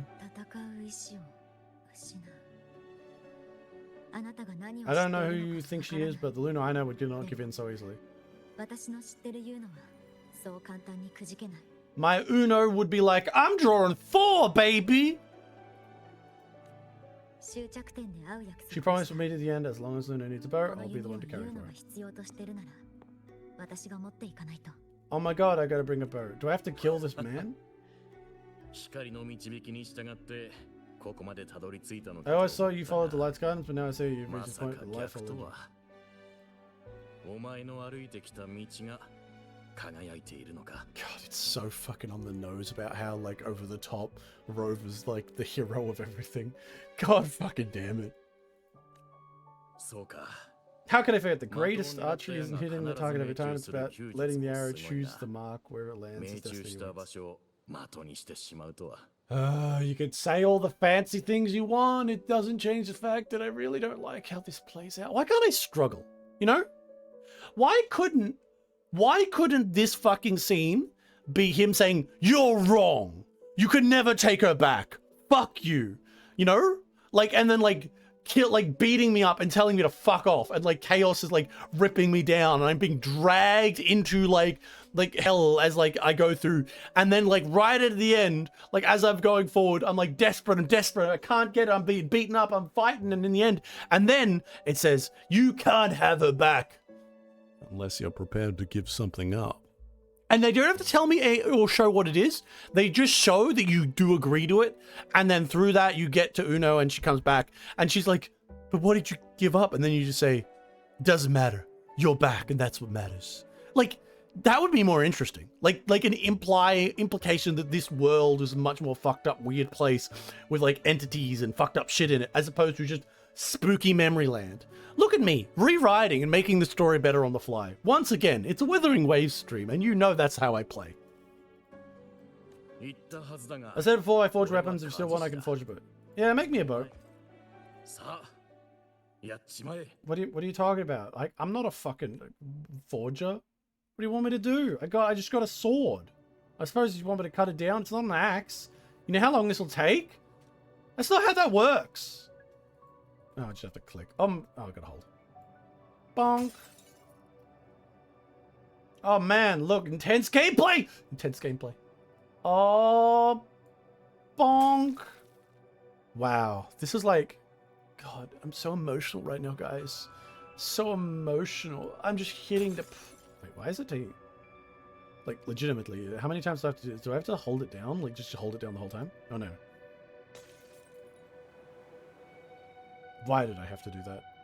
Oh yes, look at the leaf. It's so emotional, and I will say, always well-designed cutscenes, just always in service of the worst fucking story, or things that could be better. Budge, forgot to do laundry. Now I have to wait for an hour. Aha! You fool! You're stuck with me. Luno's in the underworld, and I'm going down there because she's cute, and I'm like, I demand my cute waifu back. She might not be spooky anymore, and she might not be giving me those sweet ectoplasmies, but, you know. My head's spinning, legs and arms. Feels like I'm underwater, so heavy. I saw me! at the divination altar agora, then go back to Luno. Oh, this is where like she went on the fight where it all failed.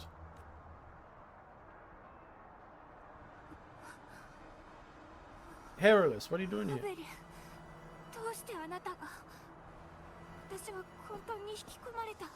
Didn't Chaos take me? Or what's he doing? Is he gonna stab her? Oh my god.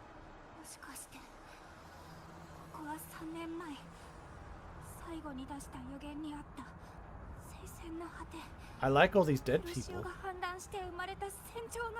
Yay, suffering.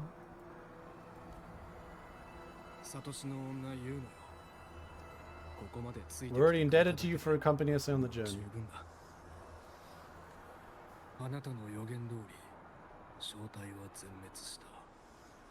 As you've seen, the squad is doomed. Others and I are fated to fall here. There's no need for you to risk your own life any longer.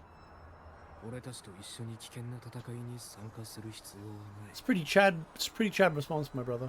It was pretty Chad. Return to Tetragonga, where you should be. I will then go there too.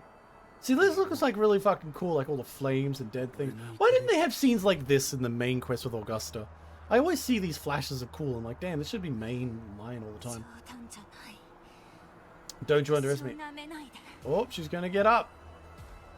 Oh my god, she's standing.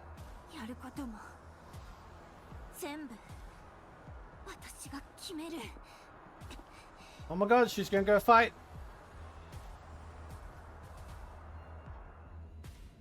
Oh, I get to play as her now. Yay! Ooh. Wow, holy Jesus Christ. She can move those legs. Oh my god. Oh my lord. That is... Okay, wow. Okay, Luno's hot as fuck. I gotta go save him. No. What's this? The battle against Octa, Luke and heals allied gladiators have reached an amount of health gladiators and return to combat. I don't know how to do that, but okay.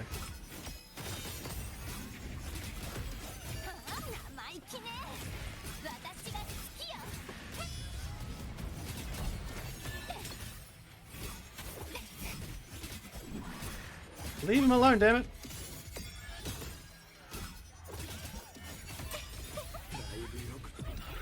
Bonk. Get him, gladiator boys. Me and the boys. See, look at this map design. It's way cooler than like the one with Augusta where you're supposedly on like a big war against multiple dark tide monsters. This is way cooler. Look how cooler this is. Look at it. Look at this. Fucking shit going everywhere. Looks like a single player battle and stuff. Look, they're all alive. Look, no, they're alive. That's neat. Alright. Oh, look, a woman. Let's go! Yeah! Wait, what the fuck? Why did I have like fucking tornado powers? Bonk!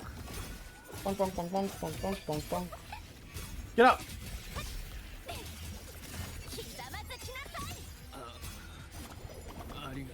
Oh my god, yeah, they're getting up! Fuck. Stop bubbling me! Get splatted. I really like her design. Like, if I was, like, actually invested in purchasing, fucking PNGs from the game, I'd totally buy her. I'd totally roll for her, because look how cute she is. Talk to the gladiator, yeah. Get up, bro. Definitely not, you're too wounded. You make sure... Yeah. I know what you're planning, I'll go instead, because I can do it. Because I'm the priestess. See, this is like, it's nice little. Sometimes I have like neat moments like this, and I think about how the game could be improved. Just saw a game called Goislop. But wait a minute, that's every game. How can it be a game called Goislop? Is it trying to say it's the best one, like the best slop? I should check it out then. Gotta try out mine. New Goislop just dropped. Gotta check it out.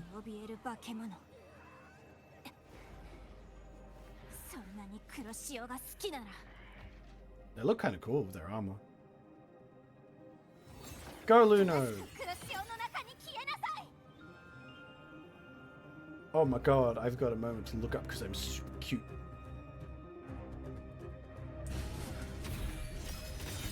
Fuck you!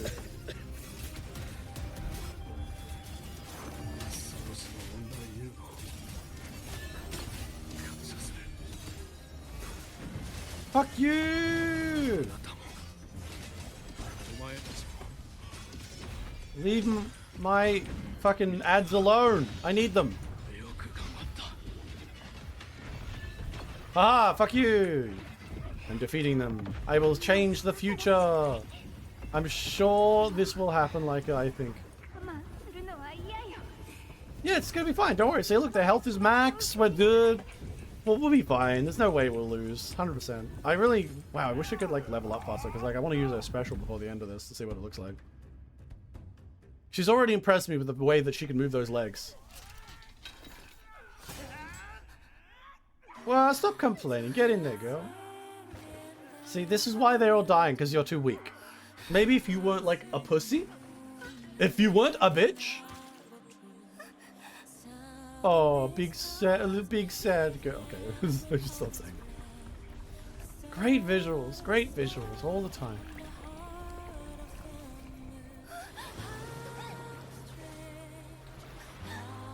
Is Wuthering Waves Goislop?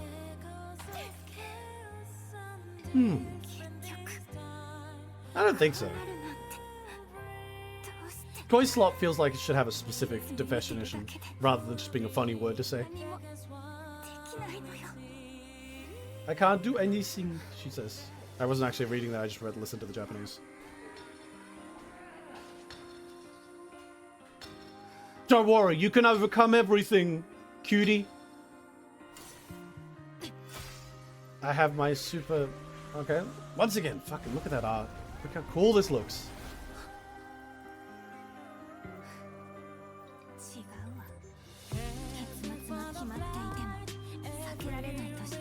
Oh wow, look! It's just like I said!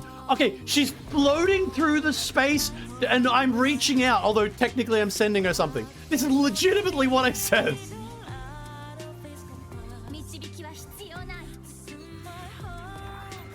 God, oh, and also this music is awful. I don't like that. Oh, feet! What? By the way, guys, just for reference here, so she overcame fate with courage and friendship. See, that's this problem. This is all vibe coded. They all just like, oh, wouldn't it be cool if like fate was scary and then she decided that she can do it? You know? That's the... Oh, I can use their special one.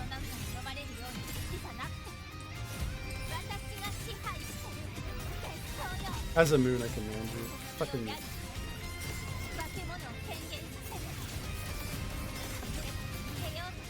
At least the...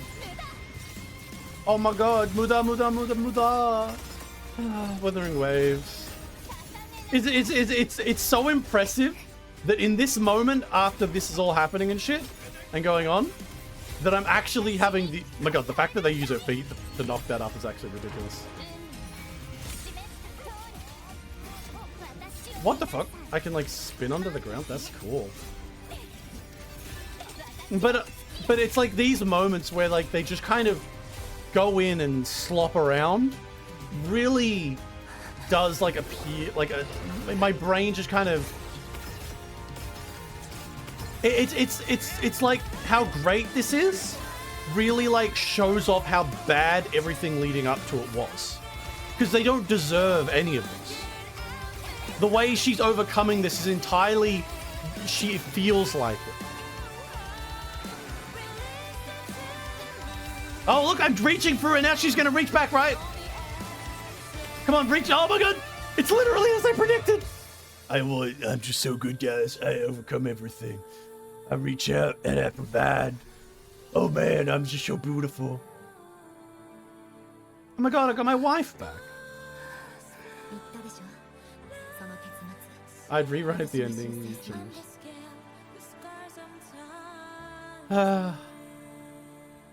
Maybe it is the Goislop. maybe this is the ghost slop. Oh, it's nice world in here. Luno, we gotta fall back in love and you're gonna come out with me to the world and stuff, and I'm gonna feel bad because it looks so beautiful, and everyone who looks at this be like, why? It's a great game. And I'm like, yeah, because you haven't been playing it. You look restored. But let me just check. I need to check under the clothes.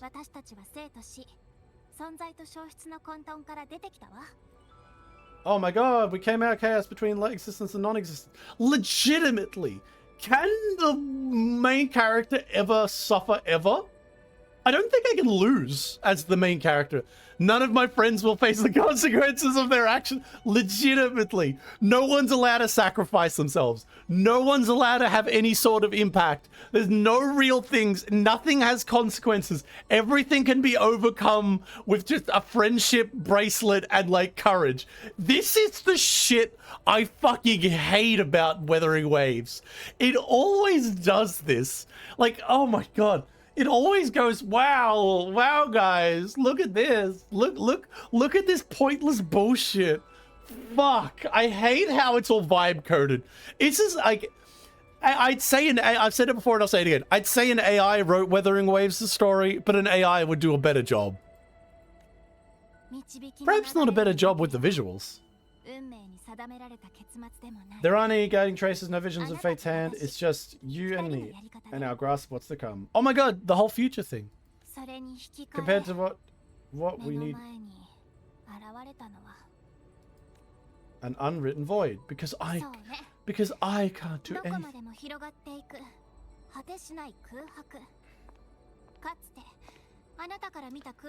Yeah, basically she's saying I can do anything because I'm like perfect and everything I touch is magical, and I fixed the fact. So legitimately, I'd like to explain to you how I fixed the fact that that she was fated to die, that fate was like horrific, and the loss of this galaxy was of the city was confirmed. So I came along and I changed it up by existing. Then she killed herself by using the fact that I was existing to solve the issue. Then I decided, because I just exist, that it wouldn't change. That, like, no, I wouldn't like that. This whole sequence, the whole sequence, like 10 minutes ago, is how it feels to me when Sheki and I drink at the same time. Oh my god, we're going beyond our powers! More vodka! So this is what a changed ending looks like? Oh, it's a pretty and perfect. I fucking hate it. No single indeterminate case or a single answer given to someone, but an infinite sea of possibility and waiting choice. Yeah. This is so pathetic. Can we just, like, take a moment? If you're a fan of Wuthering Waves that have somehow stumbled onto this fucking stream, just take a moment to not get swept up into how cute Yuno is, which I know is really hard because she is very cute, and just realize how fucking stupid this story is. How fucking much this story is like anchored to nothing. How much it's just vibe coded scenes. Can we just have that moment where we realize that, and just for a moment, because you know, I can get out of this as well. We can just go back to looking at Yuno's tits, which we will, in proper order. He reaches out to me through time and space to pass me another beer. Stare. Oh, yes. I am staring at her. Except, look, her eyes are looking down, so she's clearly looking at my lower half. Oh my god. That seems like nothing in truth is everything, so this is the true meaning of void. Oh my god, I solved everything! Is that, like, see, here's the biggest problem with, like, okay, I say that all the fucking time. Here's the problem with Wuthering Waves. That's literally my streams. The problem with Wuthering Waves is there is no villain I feel like we can't overcome. When I talk about GFL, there's no magical bullet that solves everything. A guy with a gun is a guy with a gun. The world is controlled by horrific factions, and even with, like, effective soldiers, what the fuck can you do to change those situations? It's always a reality in the back of your mind that you are a pawn working for other people and other factions, and your desires and wills only extend insofar as they allow those wills to extend. Whereas here it's like, yes, Solve everything. What's that? There's like a villain? Oh, don't worry about it. They're like pathetic and look at all this black shit. They're all gross. And then you come along and you clean it up. Now it's white and pretty. God. It's so fucking stupid. But at least their tits are big. Or at least I can see them. And that's what matters. Perhaps when they upgrade Rover to have even better breasts, I will be even more impressed. And be like, you know what? This is pretty good. Oh my god, the hand reaching part. I'm at the end. Is it the end of the story? Is she just come back now, or do I have to go around and introduce her to everyone? That'd be kind of fun. She said avoid. That is a subtle nod to a character, nod to a secondary character's avoiding responsibility because of an interfering god. Oh man. I mean, all gacha games do this, if we're being honest. It's just that Wuthering Waves is way more fucking, like, obvious about it. What? What's going on? Oh, I'm back. She should be right in front of me, right? Oh, she's not here. Or maybe she's like back and she doesn't remember anything. Don't worry. If only me, don't worry. She's probably like just either A, right behind us, or B, she's just back at the camp like nothing ever happened, or C, I just have to do all that again because like I'm a god. It's not like that. It's not like that ad fucking like, don't pretend, game. I know there are no consequences in this fucking game.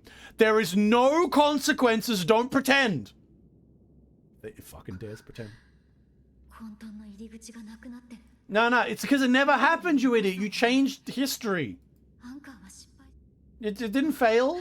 Luno made it to the end. Does that mean the ending anyway? Maybe, oh, you know what would be fun? If the whole city was destroyed. Ooh, that'd be good. Yeah, return to the real world. Where do I go? Oh, up there. Whee! That'd be cool.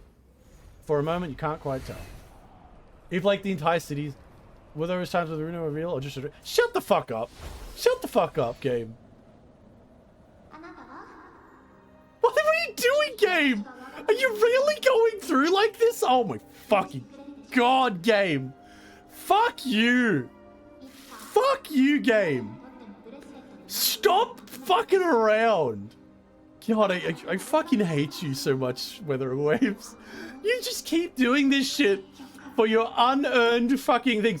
I love Uno because she's hot, but oh my god, you've never actually used any of these characters and any of these elements in anything interesting at all. It is nothing but a fucking good vibe. Yeah, it's nothing but positive vibes, everyone. Happiness forever, everyone. Nothing matters. Nothing matters. There are no consequences. There's no loss. It's just you winning endlessly. I also hated this patch. Really? Okay, this is a hated patch? I didn't know. Like, I don't know how other people... I just really like Uno because she's, like, super fucking hot. I just think this is so laying it on thick that nothing ever matters. Like, you know what? You know all, like, these elements of, like, meeting her and being like, oh, God, it matters so much to me. That fucking matters because there's risk. I know there's risk and she made a actual fucking... like, you know, difficult choice here. But no, nothing fucking matters in this game because you just win. Hello, tell me the future. Where's Uno? Even though I can't see next, she still shouldn't be such a blight blank. So she's first time some of her records and substances are rewritten. This seems like something. Wow, I changed the future because I can control the fate. Fuck you, game. Rover's the most yes! Yes, Rover is the most fucking convenient person ever. It's like the whole new part of the story. Wait, aren't you the one they call the unwritten one? This is our first time meeting you in person. Do you know where Grandma Libbet went? I'm looking for her. Show me Grandma. I need to see that Gilfussy. She returned long ago. She's just now. I think she went underground. I gotta go see the boy. She's cute. Damn. Oh, damn. She's really cute. Damn. Would it be really weird to, like, date a priestess who can see the future? Like just throwing it out there. Currently, of us looked Oblo talks about prophecy and escape just like that. Oh yeah, I think Lib must go on to handle the situation. If you wanted to lead, Libbet wouldn't worry about it. I think she was called to a celebration. A girl with...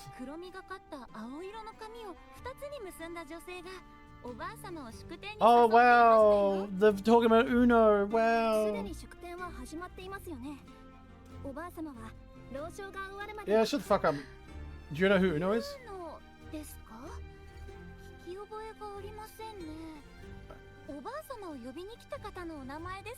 Oh, okay.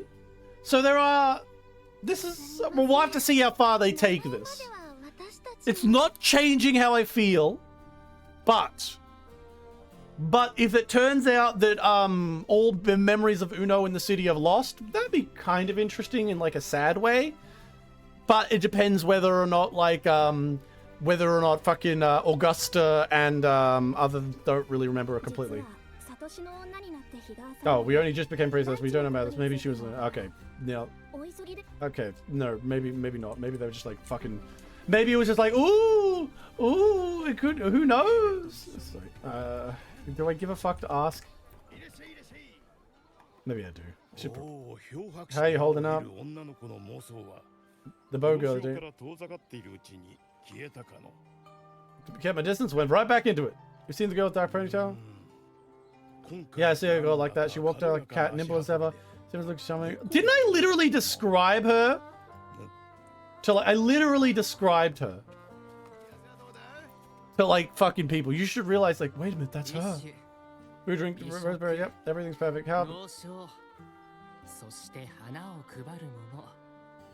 Yep, it's all perfect.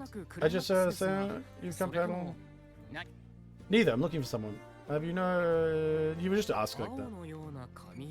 Thanks for showing us. Yep. Let's go talk to her. Uno. The most convenient person ever is here to save the day. God.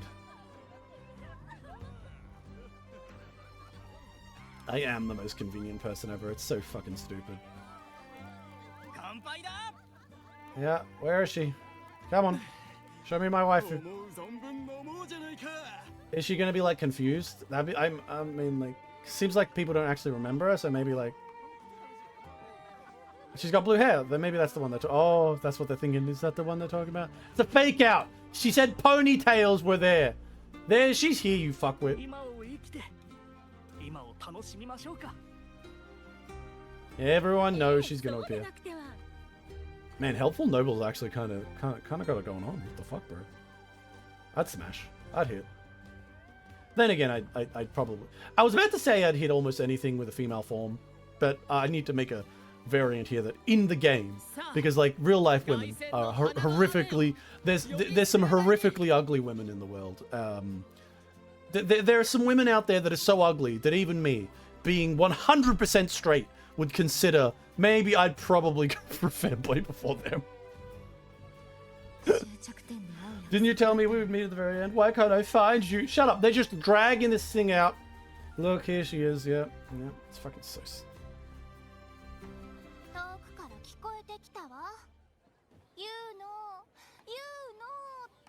Yeah, that's me. So we're gonna fall in love now and you're gonna make out with me? I deserve to, like, at least get to suck your toes. Like, come on. You're in an awful hurry to find someone, yep. But no one remembers you. I'm gonna say this one. You know how worried I was? Like a big, like, stern mum. I can't stay mad at you. Let's make out. I thought you'd be like, slipping into your old, back familiar rhythm. Now you know I'm still me.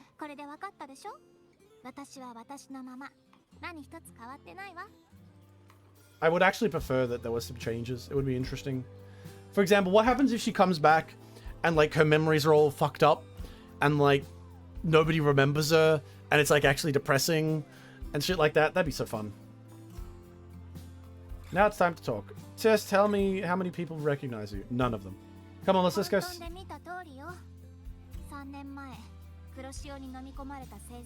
I, as a princess, made my choice. So she basically gets to have her cake and eat it too with this fate thing. Did you see how her tits like lifted up there as she sat down? Because of the way that the jiggle physics is set up. I was so done with being dragged around by Moon's whim, so I defied it, severed the path, and became an arrow that struck into destiny itself. Yeah, okay. Yeah, fair enough, whatever. I mean, that's fine. After that, I lost the ability to see the clear visions of the future, but in return, I gained power to anchor the Dark Tide's creations. What? そして私が最後に見た予言もわずかに変わったの。全滅するはずだった正体から一人の生存者が現れた。ハベルのことよ。Wait a minute. This goes even. Oh my fucking god! Wuthering Waves. Okay. It's one thing, and it is already one thing that is just a fucking far long one. It is one thing for the story to be like, I went into, like, she eliminated herself from the world to change fate. I'm a god, so I'm separate, so I get that. I didn't get affected. I went back in and I pulled her out. People don't really remember her anymore, but now she's like real again. That's one thing. Like, you know what? All right, whatever, accepted. Little bit of sadness that she's not remembered, but that's okay. But now, not only did I fucking go into the nothing thing to bring her back, but I went back in time and changed it so that her prophecy shit was like fixed and the person survived because I fucked with the reality. Are you telling me I changed the past in this fucking arc? Holy shit. Okay, it's one thing. It is one fucking thing to be like, all right, people can't die because I can just magically bring them back because I like feel like it. It's another thing to say I could just go back in time and fucking change reality, change the past because I felt like saving her. Holy fucking shit, this game. My god, Wuthering Waves. This is so badly written. This is like, oh my god. I'm gonna say it. I want the bad guys to win. I want the bad guys to win. Listen to me. Listen to me, guys. I know you might think this sound fucking weird, right? Yeah, what about that one story? Why didn't she do it? Like, we're sitting here. She went back in time and changed the past to fix it for this one girl. And yet she refuses to do it for an entire island of people who died, who made her other friend lose her mind. She refuses to help. I can only assume that the Rover is a fickle god. Rover just was like, I don't want to go back in time and save you because I'm doing it for Uno because she's cuter than you. This is the person we're playing as. The person who can change reality is always the most powerful. Fate has no holdover. Can go back in time and change the past. This is the person who can pull people out of the actual underworld, claws of death, screaming, kicking. No one can stop them. And you're telling me that I need to be scared for her? Brother in Christ, I am fucking supporting. I am fucking 10 toes down for fucking the villains. Holy shit, Pavlova.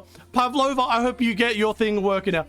Fucking spooky guy controlling Pavlova, I hope you win. Fucking Theoden, I hope the entire world dies. I hope every single character in this fucking excuse for a story manages to just, like, get in a punch on the Rover. I hope the Rover falls into a crevice and has her legs broken and she has to drag herself forward over fucking lines of broken glass because fuck you, Rover. This isn't a story. This is just a fucking, okay, I used to call it 14-year-olds. No, it is a 10-year-olds. This is a 10-year-old's idea of an adventure. This is a 10-year-old's idea of a story. This is the worst written thing I have ever seen in any gacha game ever.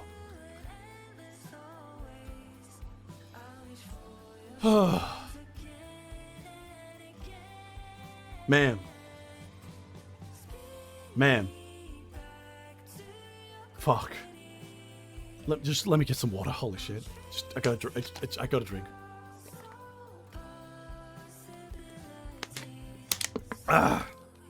What about the music? Alright, compared to the other English songs that they had in the past bits, yeah, I guess the music's nice. I'll say it always, and it's my run back. My run back is occasionally the music's okay. Wow, the visuals look nice. And then my ultimate savior for when the story gets really fucking bad. Wow, the titties are really nice. I just fell down a huge crevice. I would like to fall down Yuno's crevice. I'm gonna stop. God, what a fucking terrible story this is.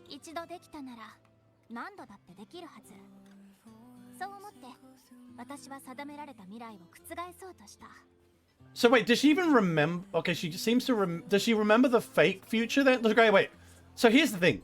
Does Uno remember so from 3 years ago she failed in the other timeline, right? And then she fucked up.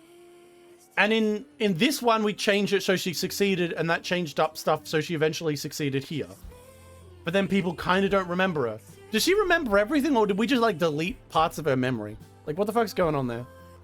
I mean, do I even care? Does it matter?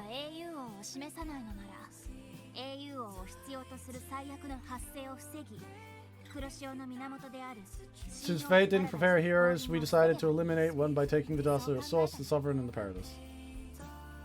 God, it's so fucking pathetic. I still have time to keep playing. Like, there's still time.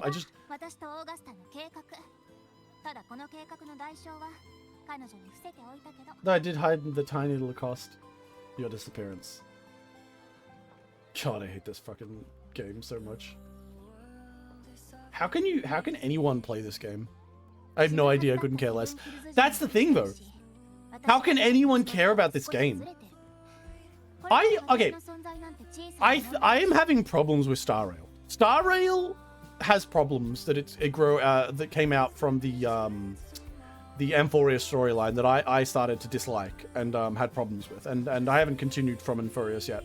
But those problems are fucking molehills compared to the mountains that are just disgustingly all over WuWa.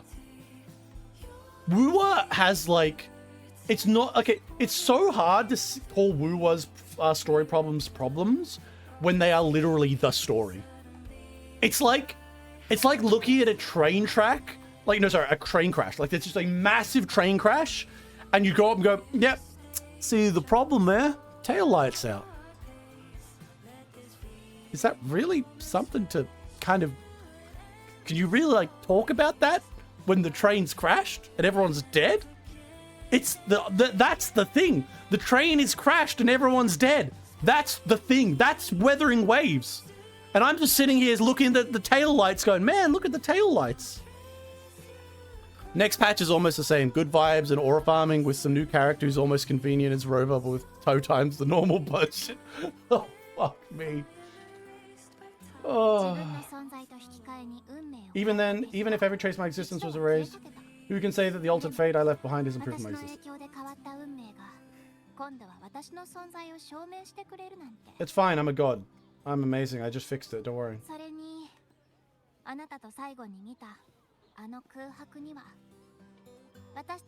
Shut the fuck up. Shut the fuck up, Bruno. God, can we go back to like fucking Zev or whatever, the fucking girl who like does nothing and she just shows up for like 10 minutes in the story, has like a nice coffee, eats some pasta with you, takes you to see some other lady and then leaves, because she was great, because she was just, I fucking hate Wuthering Waves so much. Just like you bringing unknown possibilities to me and to me. God, I fucking hate this game so much. I fucking hate this game so much. Why do I put myself through this? Okay, you know what I'm not sure about? How come you didn't like talk about me being a god? How does that not come up?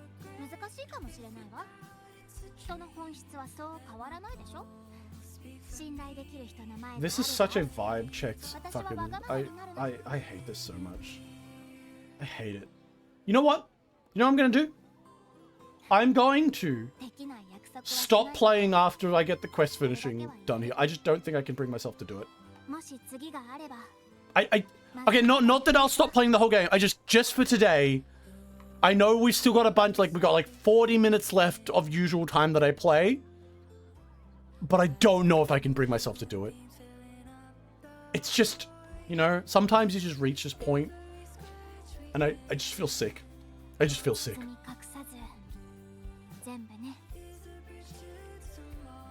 You get full story? Whatever. Shut the fuck up. I'm a god. I don't care. Rover's like, can we just make out? At least make us... The best I get is she's going to like grab a pedal off me. Oh, great.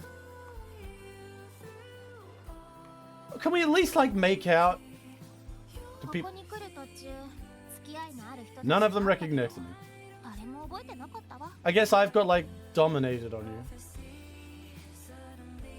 That's... Guess memory of the no one's new. Surprised we had to... See, that's the problem though. There was no real good prices for any... No, stop. It's Wuthering Waves. You're trying to talk about a good story in the context of Wuthering Waves. What is wrong with you, detective? Kill yourself. At least you put me back in cast. That's enough. I guess all of like the waifu people who really wanted to believe... Oh, I'm certain Augusta and I long... You shouldn't underestimate my charm. So is that it? She doesn't care that Augusta, her best friend for like years and years and years, doesn't remember her anymore? There's no emotional payoff for that. It's just like, oh, we'll get back. We'll be thick as thieves. Can I crash out on this? Brother, I have been doing that. Go back 10 minutes and you will see that I have been crashing out for... The worst fucking game. Oh my god, this is the worst fucking game. This story is so fucking bad. It thickens me. This bracelet. Hey, how come the bracelet doesn't look like the usual bracelet? This is the second I've given you. Never mind. Oh my god, it looks so cute. Shut the fuck up, game. I feel the same emotions as detective. I hated this a lot. I am so angry at everything here. I started off Luno's quest thinking, it's just like, you know, you're gonna save her, whatever. You know, I just kind of was like, after Augusta's quest, it was probably the best. Augusta's quest, mid as it was probably the best quest in the game so far in terms of story for this. It was like, whatever. But this Yuno's quest, I started off thinking, I just go back and get her, whatever the fuck, I don't care. But the way they imply things and just fucking change reality and just do whatever the fuck they want, it's like nothing matters in this story at all.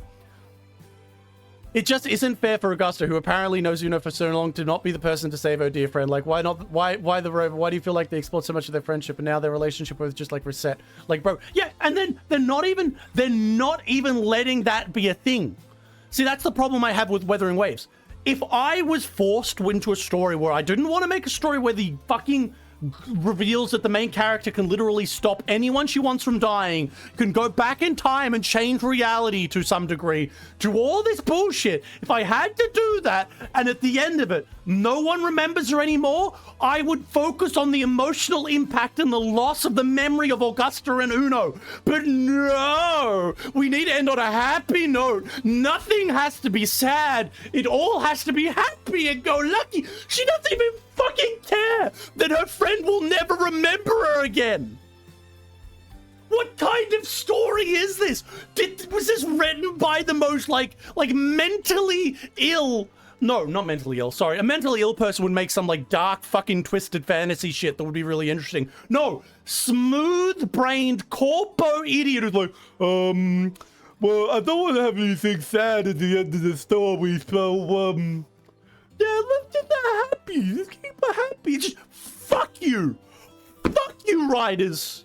Okay, I'm stopped. God damn it. I didn't think I could crash out again after the fucking Carthia part, like in that goddamn quest where she just magically decides to fix everything despite it not really being fixable. But man, I should have expected that she could bring people back from the dead, change the history, and that the writers wouldn't even pay attention to the one emotional thing that they did leave in with the memory loss. Holy fucking shit. Imagine being in a world where you can, where you remember who your friends are, but they don't remember you as like memories of... Yeah, they don't fucking care! Because this happens a lot. I've noticed this in Wuthering Waves a lot. Wuthering Waves will show you the most dark, fucked up elements of something and just ignore it. and just ignore it. They will show you interesting elements, they will tease concepts, and then they will just say, ah, that's not a problem. Who gives a fuck? I can just get over it. Holy shit, this fucking game. How do people enjoy this story? Like, what is fucking wrong with them? Now, a testament to our little secret interaction. I've anchored the world and you've anchored me. Wow. Sure, I'll put it on, I guess. I mean, I do like Luno. She's a great character in terms of how she acts, and she's cute, and she's interesting. But the way they use her is just depressing. Look at that smile. That smile doesn't matter at all. This isn't the girl who just lost everything, where she lost her attachments, where notices on the graves of her parents don't remember, where her cousins and distant family members don't remember her, where friends she knew for decades don't remember her, where friends and family don't fucking remember anything. But oh my fucking god. As for any matters pertaining to me, well, you saw in Chaos and World Transfers, we operate the word another. Feeling bashful all of a sudden?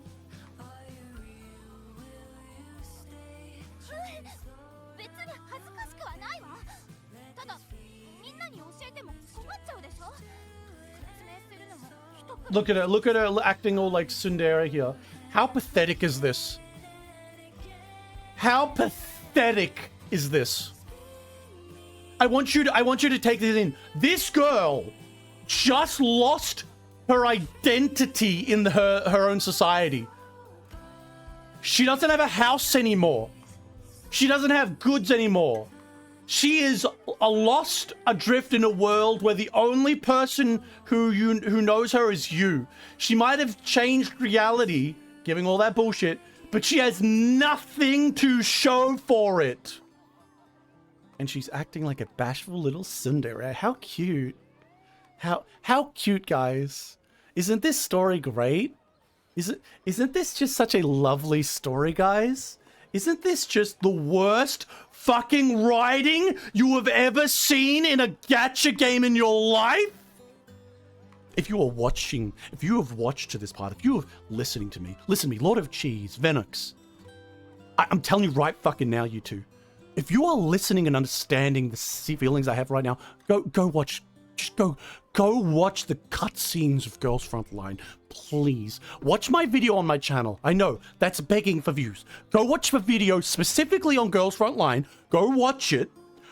And then watch that, because it's no spoilers. Just go watch it. Then go watch the entirety of Girls Frontline and cutscenes. And forget everything about Wuthering Waves. Because I have seen what good stories can be. And I have seen what scum can make, and this is scum. This is not even bottom of the barrel. We have gone so far through the barrel, we have reached the fucking bedrock, and we are scratching with bloodied fingernails to find how fucking far below the absolute dog shit level story we had to go for this. Oh my god, I'm even mixing metaphors and I'm fucking up because I'm so angry. Oh. Besides, I'm quite the anomaly. If truth came out, it'd be a reaction shot. Oh yeah, she's just being a little embarrassed and no one remembers her anymore. Fucking hell. They don't even let you have anything emotional in this fucking story. Can you guys tell me, like, legitimately, like, you guys clearly have played more of the story and are more into the fandom, because I am not a big into the fandom. Like, the Wuthering Waves fandom, the fucking goddamn fandom for, Star Rail, for Genshin, I am not in those fandoms. I know of them. I played those games. I'm not in those fandoms. Did people like this story when it came out? I legit gave up after 7.1, honestly, in my opinion. You won't get much out of reading it. You don't want to damage your mental state. Just make the Cyberpunk story collab the last story you read on this story. It's a legit after story. The Cyberpunk writers did help write it, and I swear to you, it does not have harem crap in it, but I don't know how much Edgerunners a fan you are. I made an entire video on Edgerunners. If you go to my fucking channel, as I keep spooking, there is an entire video on Edgerunners I made. I loved Edgerunners. They liked it. Oh my fucking god. People liked it. People liked it. People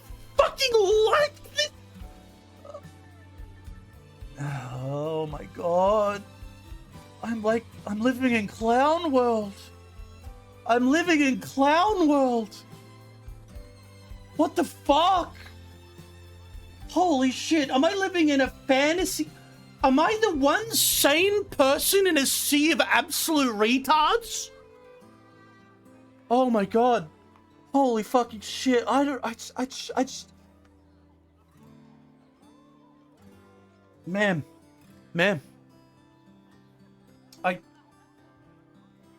I'm sickened. I'm sickened by this state of gaming. I don't want to be that motherfucker who's all like, oh yes, yes, I'm snooty with my superior taste. I'm a gooner. I love my cute anime girls. I like titties. I like silly things. I like all these stories. But come on, you're thinking too much about the story. Just go with the vibes. Do I need to fucking put like a pin through my eye and swish around in my frontal lobe a little to enjoy fucking Wuthering Waves' story? Maybe, detective. Clown makeup on you is actually good on the skin. You should try some on. Fuck me. If I had a soundboard, I'd be pressing the womp womp sounds. Holy fuck shit. But I can't afford a soundboard, and who fucking wants a soundboard from me? Like you and the 3 other people that are watching me. But fuck me. Like, I just can't comprehend it. It's like watching everyone else like start like killing themselves, like jumping off a bridge, and then like you say, hey, what are you doing?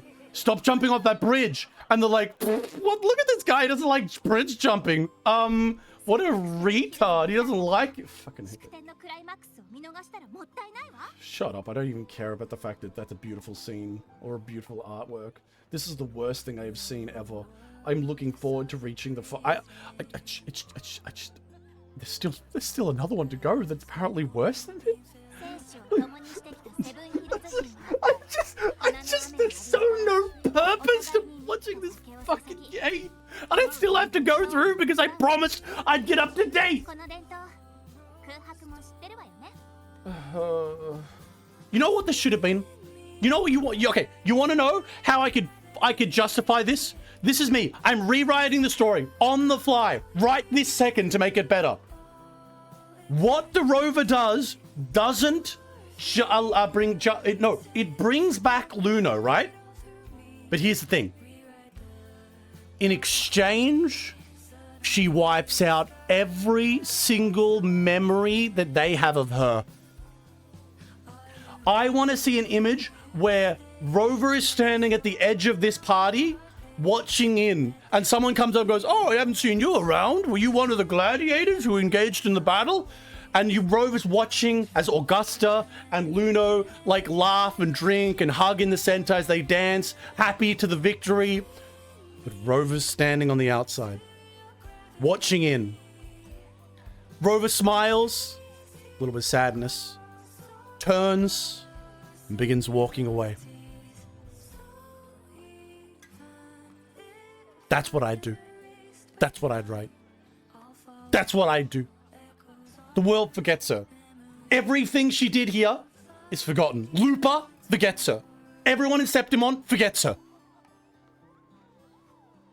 The next patch is 7 hours long? Oh my fucking god, are you guys trying to kill me? Are you trying to kill me? Fuck. Oh god, let me just read this other bit in here. So you do love it. You just drop this region altogether and unlock the early access for the 3rd region. Maybe there are characters you will not know about if you have played it without any prior knowledge of these characters, but just focus on the cyberpunk aspects of the story and you'll be good.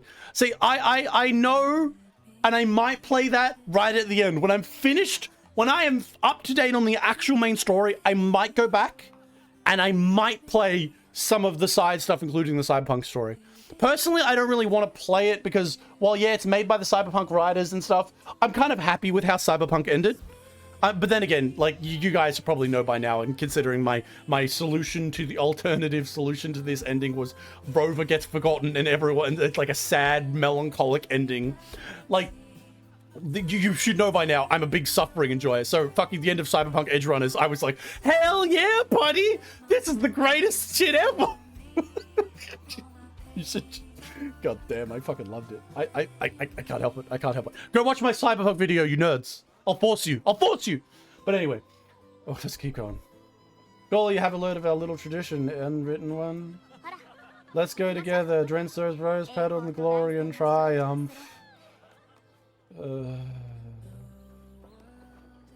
God. Through 3.1 was cool. That's what I hear. That's what I hear. There we go, boys and girls. So ends perhaps one of the worst quest lines in Wuthering Waves. So ends, and a new bottom is found. A new shit fucking bucket. A new level. It's like cracking through like the scum of like a sewage pipe to find a second sewage pipe. Wow, Wuthering Waves. I'm just impressed. You really managed to do it, Wuthering Waves. You managed to make it even worse. You thought you found that bottom. You just you know, whenever I think you've finished with me, Wuthering Waves, you find a new way to fuck up. You really find a new way to screw up. And apparently I'm all alone in it. You know, I have no horse in the race of the gachas versus gachas. I know Wuthering Waves fans constantly fight Genshin Impact fans, and Zenless Zone Vera fans constantly fight each other fans, and all that kind of shit online. It's an endless fucking cesspit of people arguing about whose story and waifus are better. And I'm gonna say it. I'm officially on board with anyone who says Wuthering Waves is fucking awful.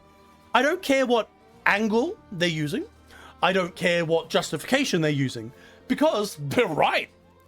I don't think any other gacha game in a modern big money sense, because there's probably some, you know, trashy gacha game on the iPhone store or something that is like literal fucking crypto garbage. Like, I don't think there's anything worse than this.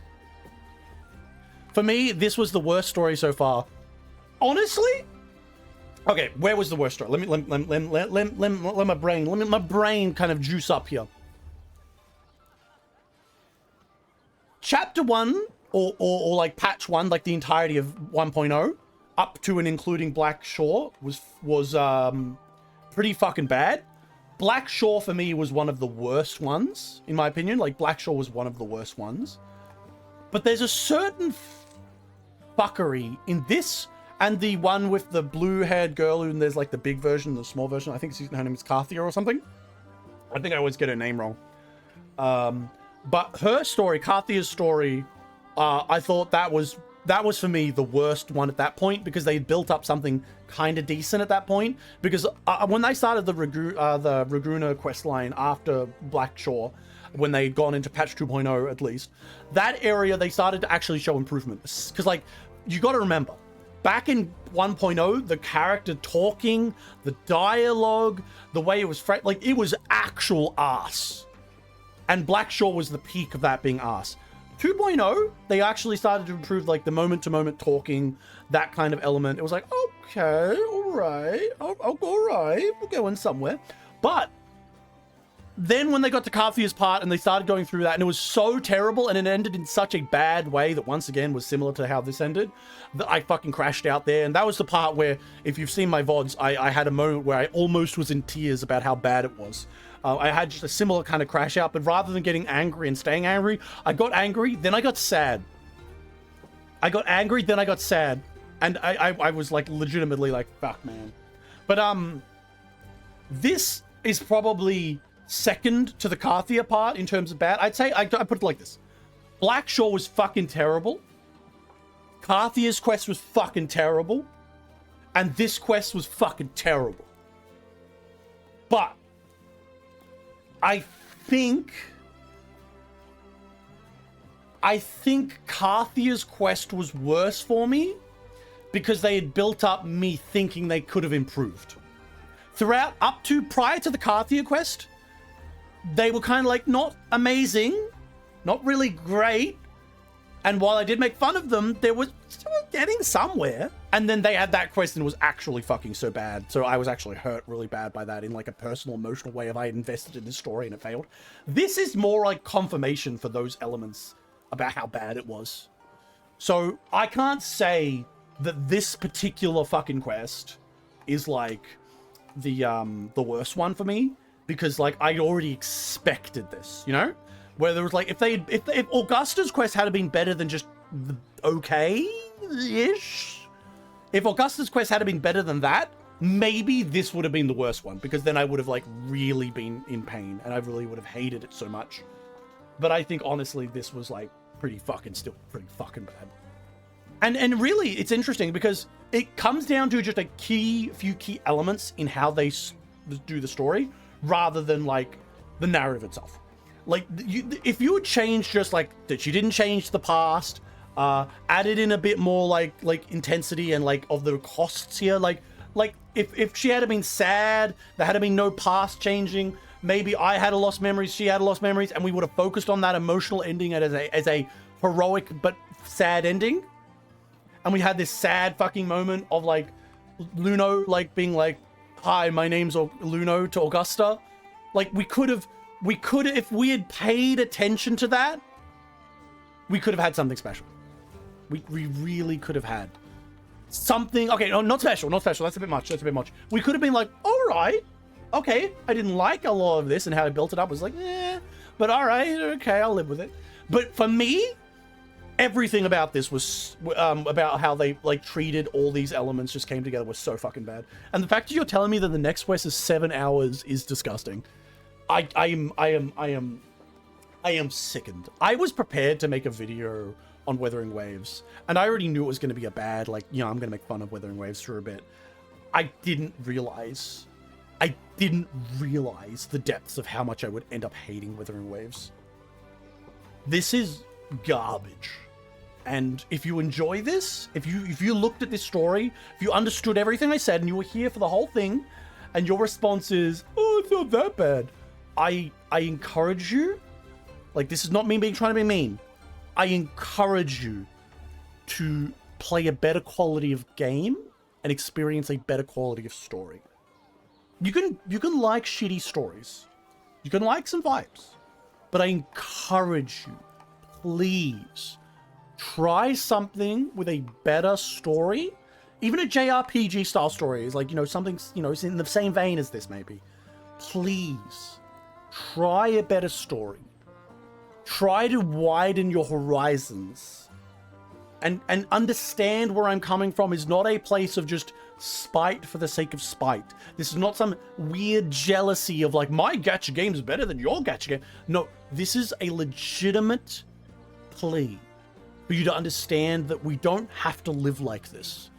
And as consumers, you can enjoy those stories, and then you can add to the chorus of voices that will lead to change.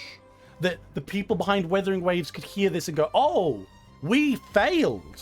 Let's change our systems." And while, sure, maybe there's nothing you can do for the background of Wuthering Waves. Maybe the lore is forever fucked.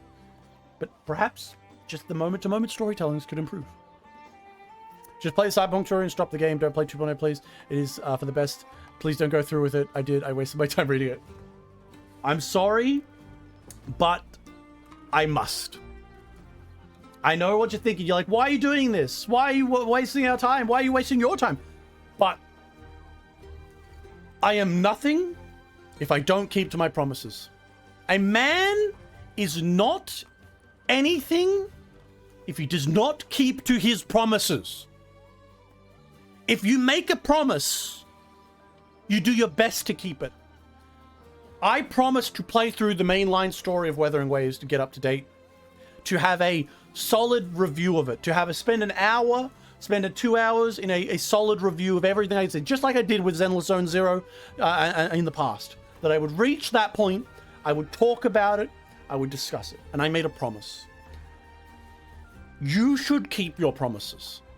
And I don't want to be someone who doesn't keep their promises. Even if you might say people would understand, just don't want to be that person. I would like to I'd like to keep my promises, even if they do result in horror.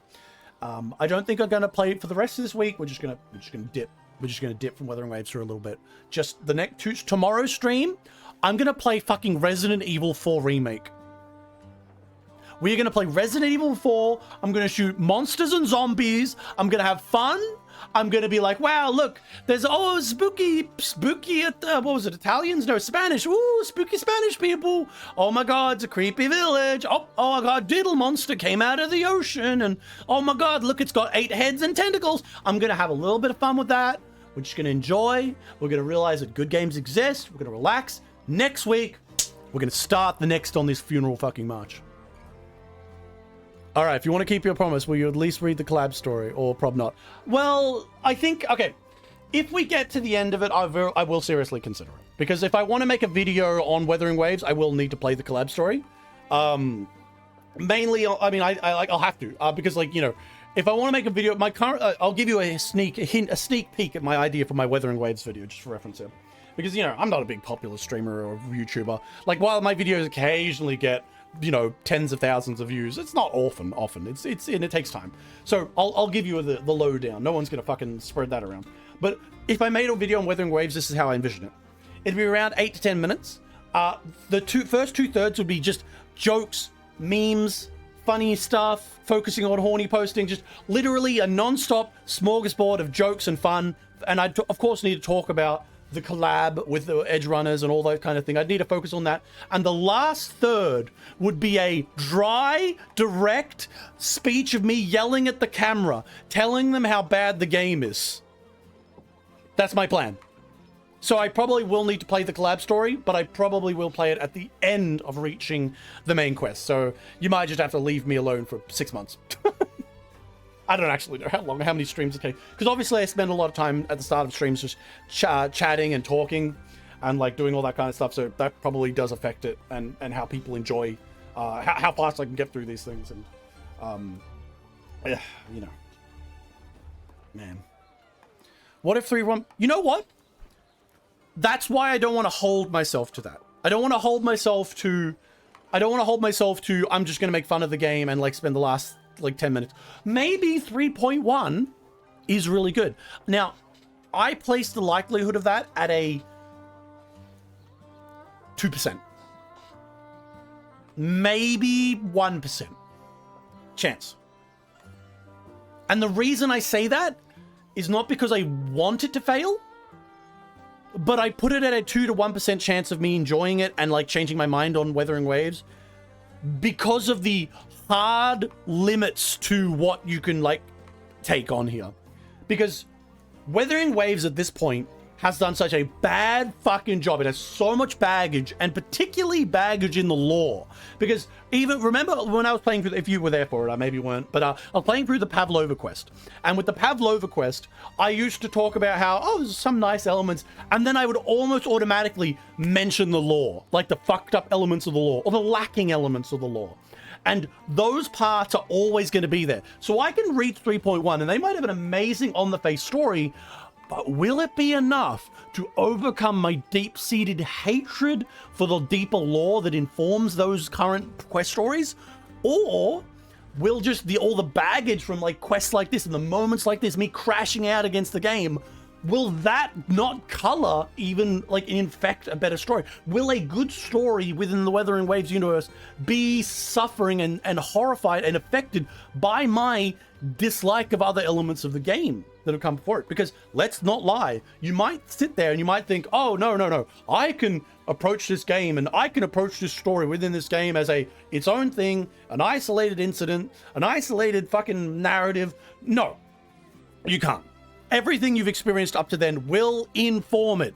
And I think that I think, that's why I only say 2% to 1%, that it might be too much, even no matter how good it is. But we'll have to see. If it's like in blowing me out of the water, like crazy shit, if I'm getting sucked off by Luno in 3.1, maybe I might have to put it as 10 out of 10 game. But we'll have to see. You know, we gotta get there.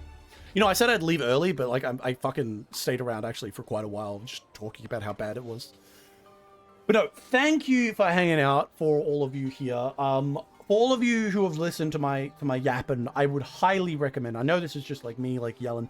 Go into the about section. Go to my YouTube channel. Check out the review I did on Girls Frontline as something that might be interesting to you. If what I'm saying with you resonates right here in terms of like how I'm complaining, if that might be a story, if you're similar to me, that might be a story you're quite interested in. But for everyone else who can't accept the Wuthering Waves as dog shit, one or two. I talked about one in GFL. My video on GFL was about GFL 1 specifically. But I will be making a video on GFL 2 when it comes out, and I had things to say. But I talked about that earlier in the stream. If you care to if you care to scroll back in that elements, and when the VOD comes out, of course, you'll be able to just go back to look at it. Pardon me. So I do highly recommend you check out GFL in that sense for that, and you know, just enjoy my my channel itself is actually a good example of the kind of stuff I like. I'm very focused on the narrative and things like that, and how things flow into one another and all that. And I fucking hate vibes-based storytelling, which is really what Wuthering Waves is, which is why we're sitting here and I'm like crashing out this much.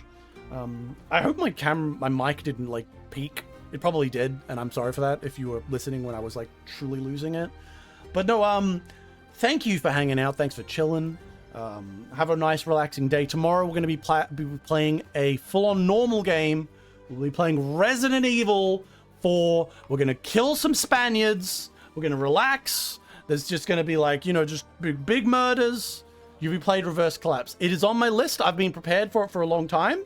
But I've been slow boating it because I was slow boating through the cutscenes. I wanted to finish GFL 1 completely before I went into other things. I played bits of Reverse Clap, I should say, but I wanted to slow down. You know, one time actually, after I released the first GFL video, I did get contacted by Sunborn who wanted to offer I don't know if I should say this. I mean, they offer this to all sorts of people, but they offered to be like, hey, I saw your video on GFL. Would you like to play this? And maybe you could make a video on like Bakery Girl, Reverse Club. And I'm like, thanks a lot, but I'm like really busy. And I couldn't play at the time. They offered to give me a key and stuff. And I was like, I didn't want to do that because I'm very particular. And also I don't really want to review something if I've been given a key for it. You know what I mean? Feels a little bit, because like, if I did do that, I'd be very open with people, but a lot of my reviews, like, you know, some of the reviews can get popular and stuff, and some of them don't, because that's the YouTube for you. But I wouldn't want to, like, lie and tell people, like, you know, because then I feel like, am I obligated to say nice things? I'd want to give a real, raw opinion. You know, people are coming to me. This is my true, unfiltered, dog shit opinion. But yes, I hope you guys have a good day, a wonderful evening, wonderful day, and I'll catch you tomorrow for some good gameplay of a good game. Actually, not good gameplay. I'm probably going to fuck up, but it'll be a good game. That's for sure. Have a good one.